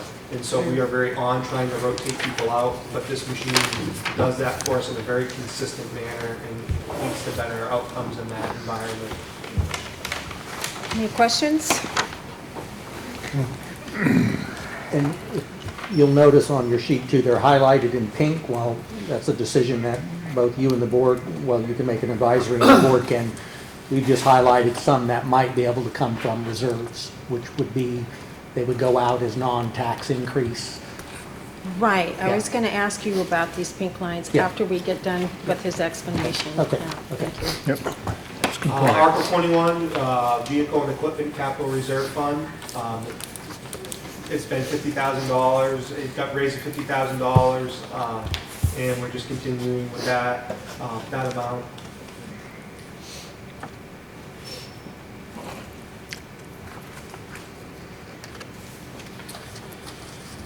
Article 22, so as what's in the capital improvement plan, we're sorely due for the utility truck replacement. We got it down to $88,000 with the necessary equipment and whatnot. Unfortunately, some of the 1990s equipment doesn't quite translate into the modern vehicle. I think in the CIP we had it was listed at $100,000. I didn't set that number, but we went out and got quotes, and that's what we were able to get it to. So you have 3 quotes. I honestly don't know if we have 3 quotes, but I know we would. The deputy went out and looked at vehicles. We ask everyone that. You have 3 quotes? Sometimes You it's have more hard to than get one. That's what Yes, that's we true. look forward to. Yeah, it's obviously we're looking for the best deal that we'll get. Will this vehicle have a radio capability like the Tahoes that? It will be similar. Okay. Yep. So that you can go direct? Yep. Okay. Any questions on that? Do you think you need a new vehicle? Because 1990, wow, but is there anything special equipment-wise on the vehicle? So there are a few things that this took into account. Trying to remember, there's nothing. I think it has a back rack, which is kind of like a protection for the rear window. The one it's a pickup truck. It's not the utility body because we didn't necessarily see the value in that. But we do throw things in the back of it, and we want. So it has a few things like that off the top of my head. Obviously, it'll be lettered and marked just like our Tahoes, and it has emergency lights cost. None of that stuff we can take off and put on this newer truck because it's too old. So the outfitting, purchasing a vehicle that any of us would purchase for a full-size pickup, between that and outfitting it for the fire department is $10,000 probably, based on what you just were throwing out there for? I could go back and look at the pieces of it, but maybe a little bit more, but probably in that range. So this is like the F-250, the 2500. I apologize, I'm not a Dodge person. I don't know what the Dodge step up is, but whatever that is, it's that level of vehicle. A lot to tow the trailers that we have. That's really. So it's not an F-150? It's not the half ton. What is it, John? It's like an F-250 or 2500 if you're in the But what Chevy. you priced is a Ford F-250? I think we looked at the Ford and the Chevy prices off the top of my head. I don't know that we looked at the Dodge prices. Okay, no, but I mean, okay, but it's a 3/4 Which ton. model is what you're Correct. asking, yeah. 4-door cab? Correct. So Chad, can you get 30-plus years out of this new one? Come back in 30 years. We will be here. Oh, man. I didn't figure that. So the hose and equipment replacement. So just going back to the vehicle, that too has been earmarked to use the fund balance to pay for. So now the fire and hose and equipment replacement. We've been doing this for the last couple of years. We've been pretty undercapitalized as far as a lot of that stuff goes. Like we just broke the hydrant assist valve on the back. That's $5,500 for it's a device we attach to a fire hydrant to get the maximum flow out of it. It's beyond its useful life. So that's the type of stuff that we can get out of this. And included in this as well is 4 sets of turnout gear for new call members. We're looking at, we have a couple of applicants that we need to gear up. It's $5,000 for a set of fire turnout gear, and so that lasts 10 years before we have to pull it out of service, and so that's included in there as well. Any questions? Just one item that we missed, number 6, 6. ambulance Oh, replacement. ambulance replacement. While it would be almost a 2-year lead time on order, like I mean, so there would, I guess would be a request in reference to if that was authorized, I mean, for borrowing, but if it was ordered now, it's like a 2-year lead time before it would even, so there'd be no tax impact, you know, for 24 or maybe even 25 based on the lead time. Spoke to the rep today, 26 months lead time on the ambulance. And we had planned when we started our system, if it were to sustain, that we would, we have a 3 or 5 year lease, but basically at 5 years we buy a second ambulance and we would just keep purchasing a new one every 5 years. So you have a 2008, a 2015, and a 2019, and then this would be 2025 supposedly. And we would, in all honesty, get rid of, I can say this now, just know that the system didn't exist anything like this 2 years ago, so 2 years from now, if it's regionalized or whatnot, none of this may hold water. I was just gonna say the same thing. Yeah. But, Yeah. so. We're just doing it based on what we know now. Yeah. Barring any other substantial changes that I can reasonably anticipate, the 2008 ambulance would go away and we would keep our 2015. So we would keep 3 ambulances. Well, I was just wondering if that would connect into the transfers. To transport, transfer. It absolutely does. Yeah, it does. But that's all. I don't think you have the time to get into it right now. Yeah, there's a lot of complexity to Yeah. that and what you Yes. can and can't do. All right, so, and then we also have 23 and 24 warrant articles. Add 4 new firefighters, Mike Elwell, and establish a revolving fund for the Franconia ambulance. Do you wanna, who wants to cover that? So it's the attorney's position that the 4 new firefighters, just so everybody knows, are the Franconia firefighters. There's some question as to whether we have to ask the Littleton voters to do that in out of the abundance of caution. Mike Elwell sent today, Even better. So we can So- scratch that, So we right? never proposed 4 additional firefighters than what we. He said that was talked about. already voted on, part of the Covered. contract and whatever, and didn't need to be a separate. Oh, that's like the weight off my shoulder. Well, and then the Franconia ambulance is the same thing? No. That one will be added next time. That would be added? Yeah, because there's a contract on each side, so I think Franconia would be having one also, I mean, in the sense of the funding. Well, this And you is don't have for the any numbers revolving on that? Oh, this is to create the revolving fund, Yes. sorry, so yeah. So- Just Well, to I- create the revolving Yeah, to fund? keep it Correct. separate. Yeah, yeah, And nothing, yeah, no tax impact? No Right. tax yeah, impact. no. It's, do we want to create a fund to hold the money that That's what- Franconia is paying us? That's what this is, yeah. And they Okay. expend out of it Yeah. for those purposes, which I'll Yeah. tell you about in just a minute. Okay. Questions? Not to So- retrace, it's 546 calls from Franconia, is that what I saw there? I think it was 250. 250, oh, I'm way off, okay, sorry. Yeah, So, Over the last 12 months. yeah. we still have a lot of business before us, but I know that everyone wants to hear your ideas about potentially where we're going in the future, right? How should I phrase this, guys? I think all of us do. Not all of us, but most of us do. So if I may, the police board, I just wanted to talk about the Franconia contract for a moment. Now I want to hear. And it's because it is unique. We went to Franconia, we tried to anticipate every cost. This is everything we could think of. You know, by line item, and some of it wasn't perfect. Like, I don't know how many Band-Aids I'll use in Franconia, but I know how many I've used for the number of calls I've done. And if I multiply that using math, based off the number of Franconia calls, we can assign an amount to it. So, because it's a revolving fund, just because there's an amount listed here, doesn't necessarily mean that there'll be a direct expenditure other than for the personnel. We're clearly adding 4 people. All right, we've been doing the Franconia calls for more than a year now, so I'm not adding another $2,000 in EMS supplies, but more along the lines of accounting for it, that Littleton's been paying for this.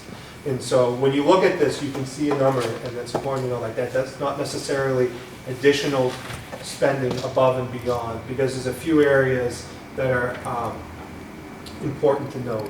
One is There were some startup costs to adding new firefighters that we've attributed to them. Obviously, those startup costs go away. On top of that, there's an administrative overhead that wasn't accounted for, so we built that into the budget as well. So it's not just the 4 firefighters and whatnot. Part of my job, part of our deputy chief's job is to maintain the whole system. So that's accounted in there. And then there's some contractual impact fees as well that are accounted for. So the way that the revolving fund will work is and please Lori, correct me if I'm speaking out of school, is the firefighters, I can give you this as a word, as the PDF if you're trying to take a picture of it. I'm trying to magnify it so I can see it. I'll get it to you as a PDF, that way you won't even have to. Thank you.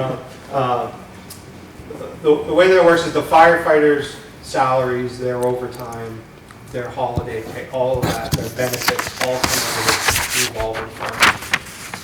But because we've already got the supply budget in the EMS budget, for example, there's fuel already accounted for. At a certain point, the town will transfer money from the revolving fund to the budget, general fund, so that it goes to offset Those those expenses. expenses. So also what makes this agreement unique is that we have a revenue sharing agreement. We return to them as credit 85% of any revenue we collect from patients. That's what we really attempted to do here. It's a true partnership with Franconia, where they were very gracious and said, we need to cover the expenses. And as the expenses adjust or the volume changes and the revenue changes, there's a built-in mechanism. The reason why we share back 85% is we do have some stranded costs in recovering that revenue. And so that the 85% is the amount that we agreed to share back. So this is, you have Littleton Fire Rescue Franconia budget, but this is totally just ambulance, right? Correct, that's our department name. So we're not providing fire services other than for mutual aid. You know, and conversely, Franconia provides mutual aid back down. Benefits, I guess. And they still have a fire service Correct, yeah. that's staffed. Yeah, they have a fire department. I don't know all the ins and outs of it, but they had a call today. They had their engine and ladder out on a call today. But they didn't experience the employee challenge, or personnel challenges on the fire side that they did on the EMS side. I don't know. I'd say that, I can't speak specifically to it, but what I might call the volunteer to call fire service is struggling across the North Country in this region. So I don't think anybody of the volunteer fire departments have the staffing they'd like. So I don't want to say that they don't have problems. I'm not well versed in it. But at this time, they're not including that in the proposal. Correct, we're not providing fire services to Franconia as part of this agreement. Right. They have a fire department, they have fire trucks. Yeah. Any other questions back here? Do they have an ambulance? The big ones. They gave it to us. That's the 2008. 6.2%. And as we move into year 2, obviously the cost for personnel increase because they always increase. But we moved from some of those startup costs to capital plans, like It's almost 12%. contributing to ambulance replacement costs, that type of stuff. We tried to think of everything. Rudy has a question while I look through my. How much time do you have left? It's a good one. Listen, you know why I was elected to come over here? Because the fraternal, association over the fire department, they called me up. They said, "Do you gonna send me some money to the fraternal thing?" I said, "How much you want?" $50. I wrote them a check and sent to them. That's why. But anyway, let's talk about this over here. Let me ask you a question. You as a fire chief, and everything that's going on, in Littleton right now, they work very hard, the budget committee. Do you think you can change the structure and how to operate the fire department? The structure on what? I How apologize. to operate the fire department? Hours in a day. How to operate. How to operate it? Yeah. How to make, say, Essentially turn it back in say, the hours. I apologize, Rudy, I'm not following you. I'm not. I mean, let's just say, the fire department, they run this $2 million budget. Yeah. Just to say. Yeah. do you could change the structure in a department to lower this $2 million budget? Essentially, if you went to a more call-based department instead of full-timers, You understand? as an example. Got it. Yeah, you could save money, but you also have to provide the service too, which is how we ended up in Franconia. Is, you know, it's a difficult service to provide on that level with call and volunteer. This department hasn't always invested in the culture necessary to support that volunteerism, that call member. And it's something that we've certainly had discussions about, and I'm hoping you've seen some improvement from. Do you could change the job description about between the fire department and the EMS? That doesn't mean, you know, by job description is that if you can be a fireman, you can be an MS guy. If you are an MS, you can be a fire department. That doesn't mean you're saving money, right? Or not? So we are all cross-trained. We do that already. Yeah, and that's in their job descriptions already, so we don't even have to change them. Yeah. So what we have left is what Jim is, a recommendation or consensus for combining the two budgets together. We mentioned that earlier. Is that something you want us to think about, or are you just? It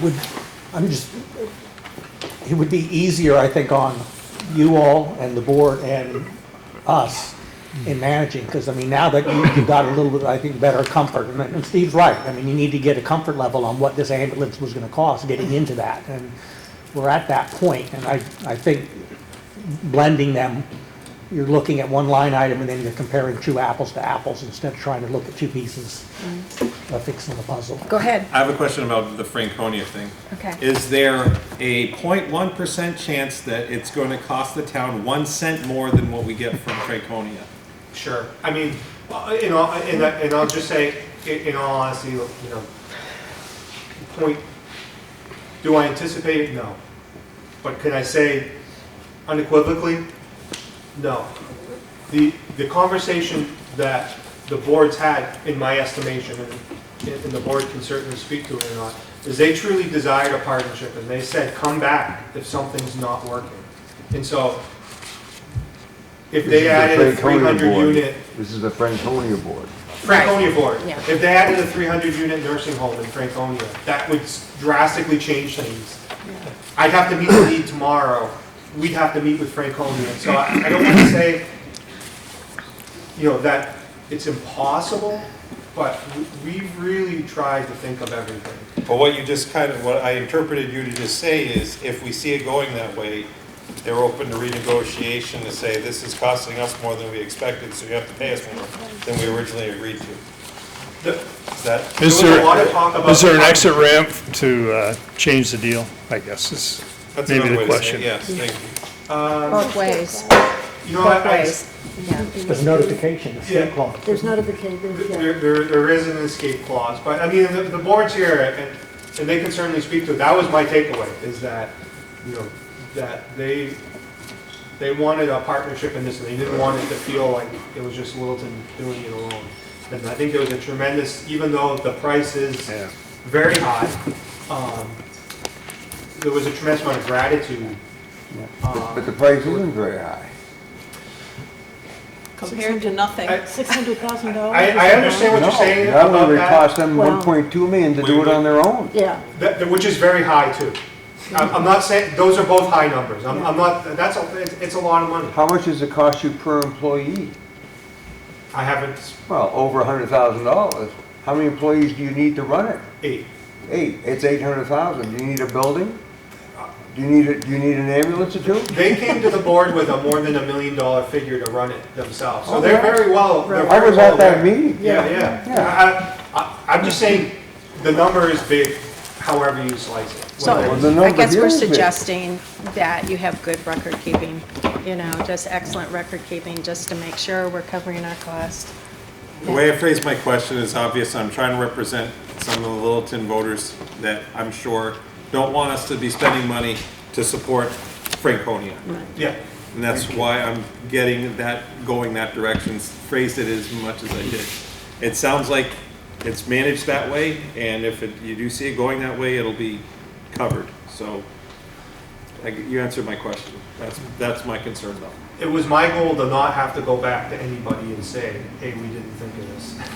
It is now 7:07. I do not want to be that guy, so. It's now 7:07. If there aren't any other questions back here, I just want to, I'm not going to be able to go down the whole agenda, but I would like to just do one thing that we did the other night at the meeting with the school, is a recap of where we are as a town and a school, what we're going to be asking the taxpayers.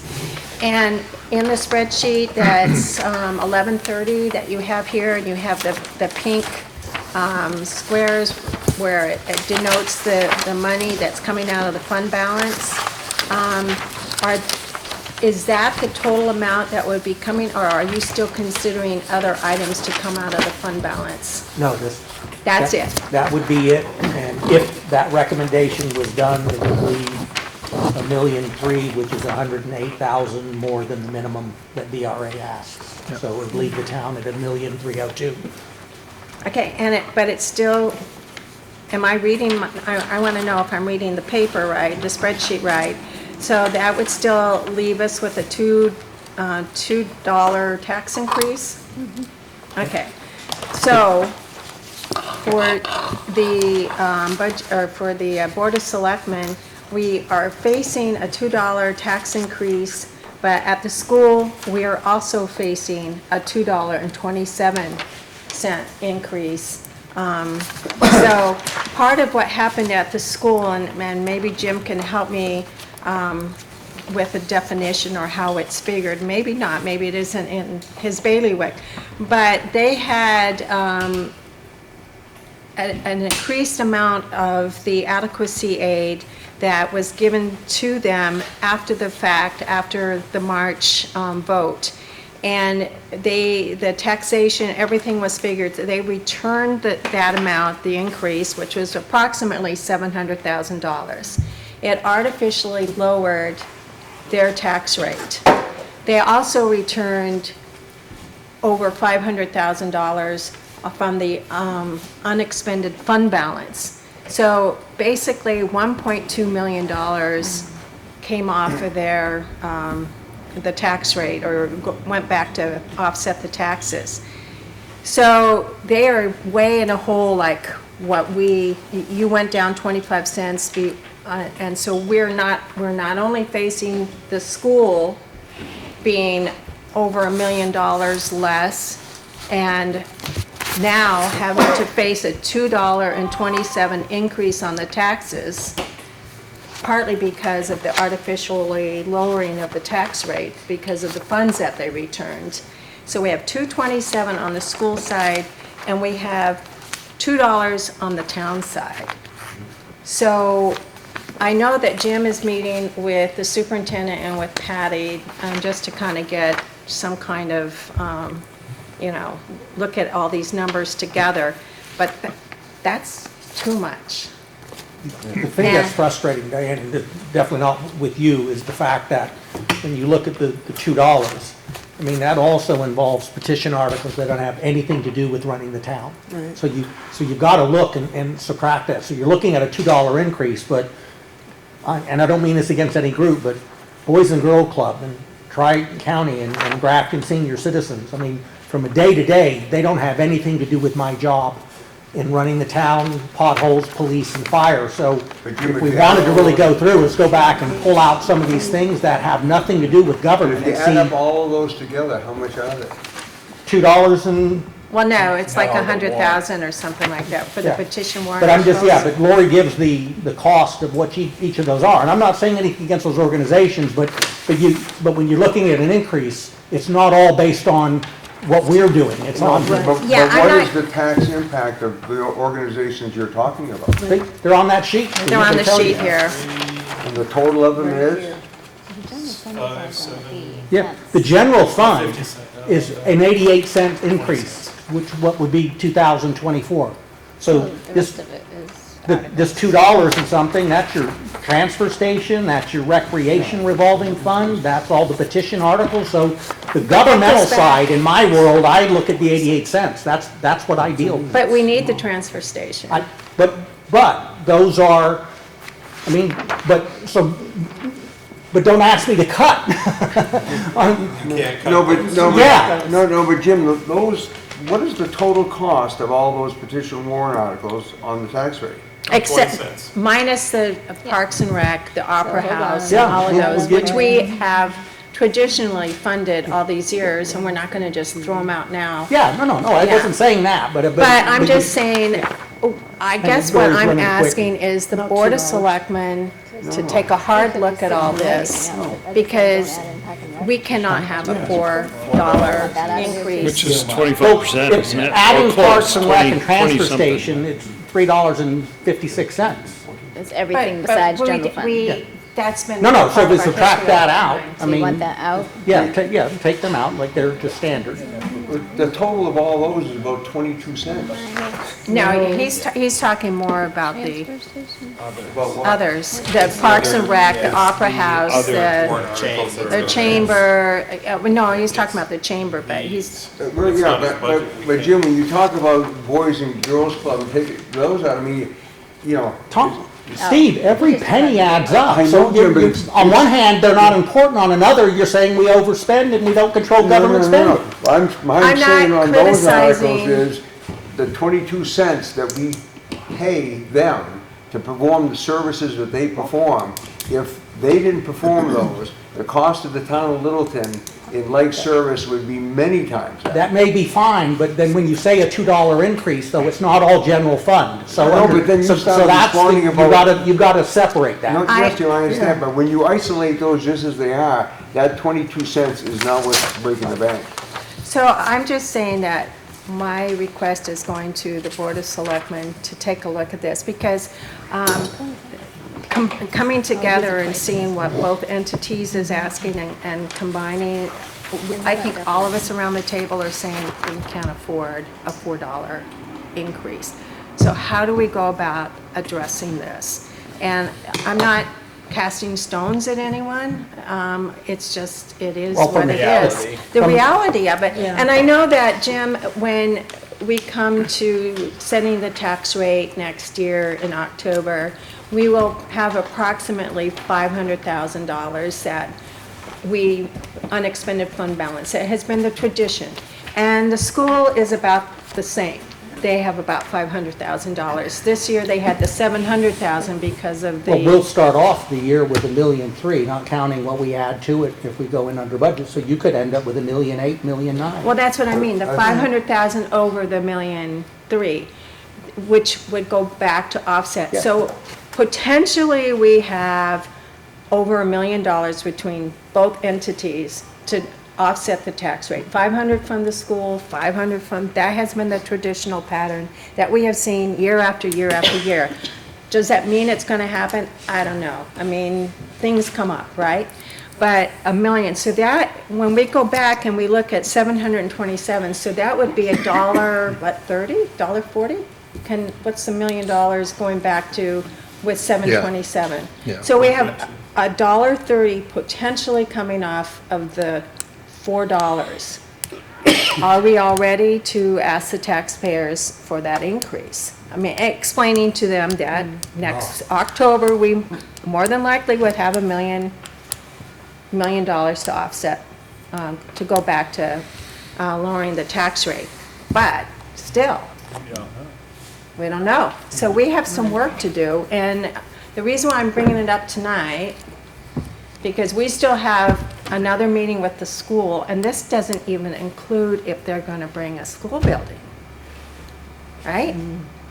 We're also talking about throwing money in for another math teacher, Yeah, right? Which could be But I- considerable. but I also said, $30 million for a building.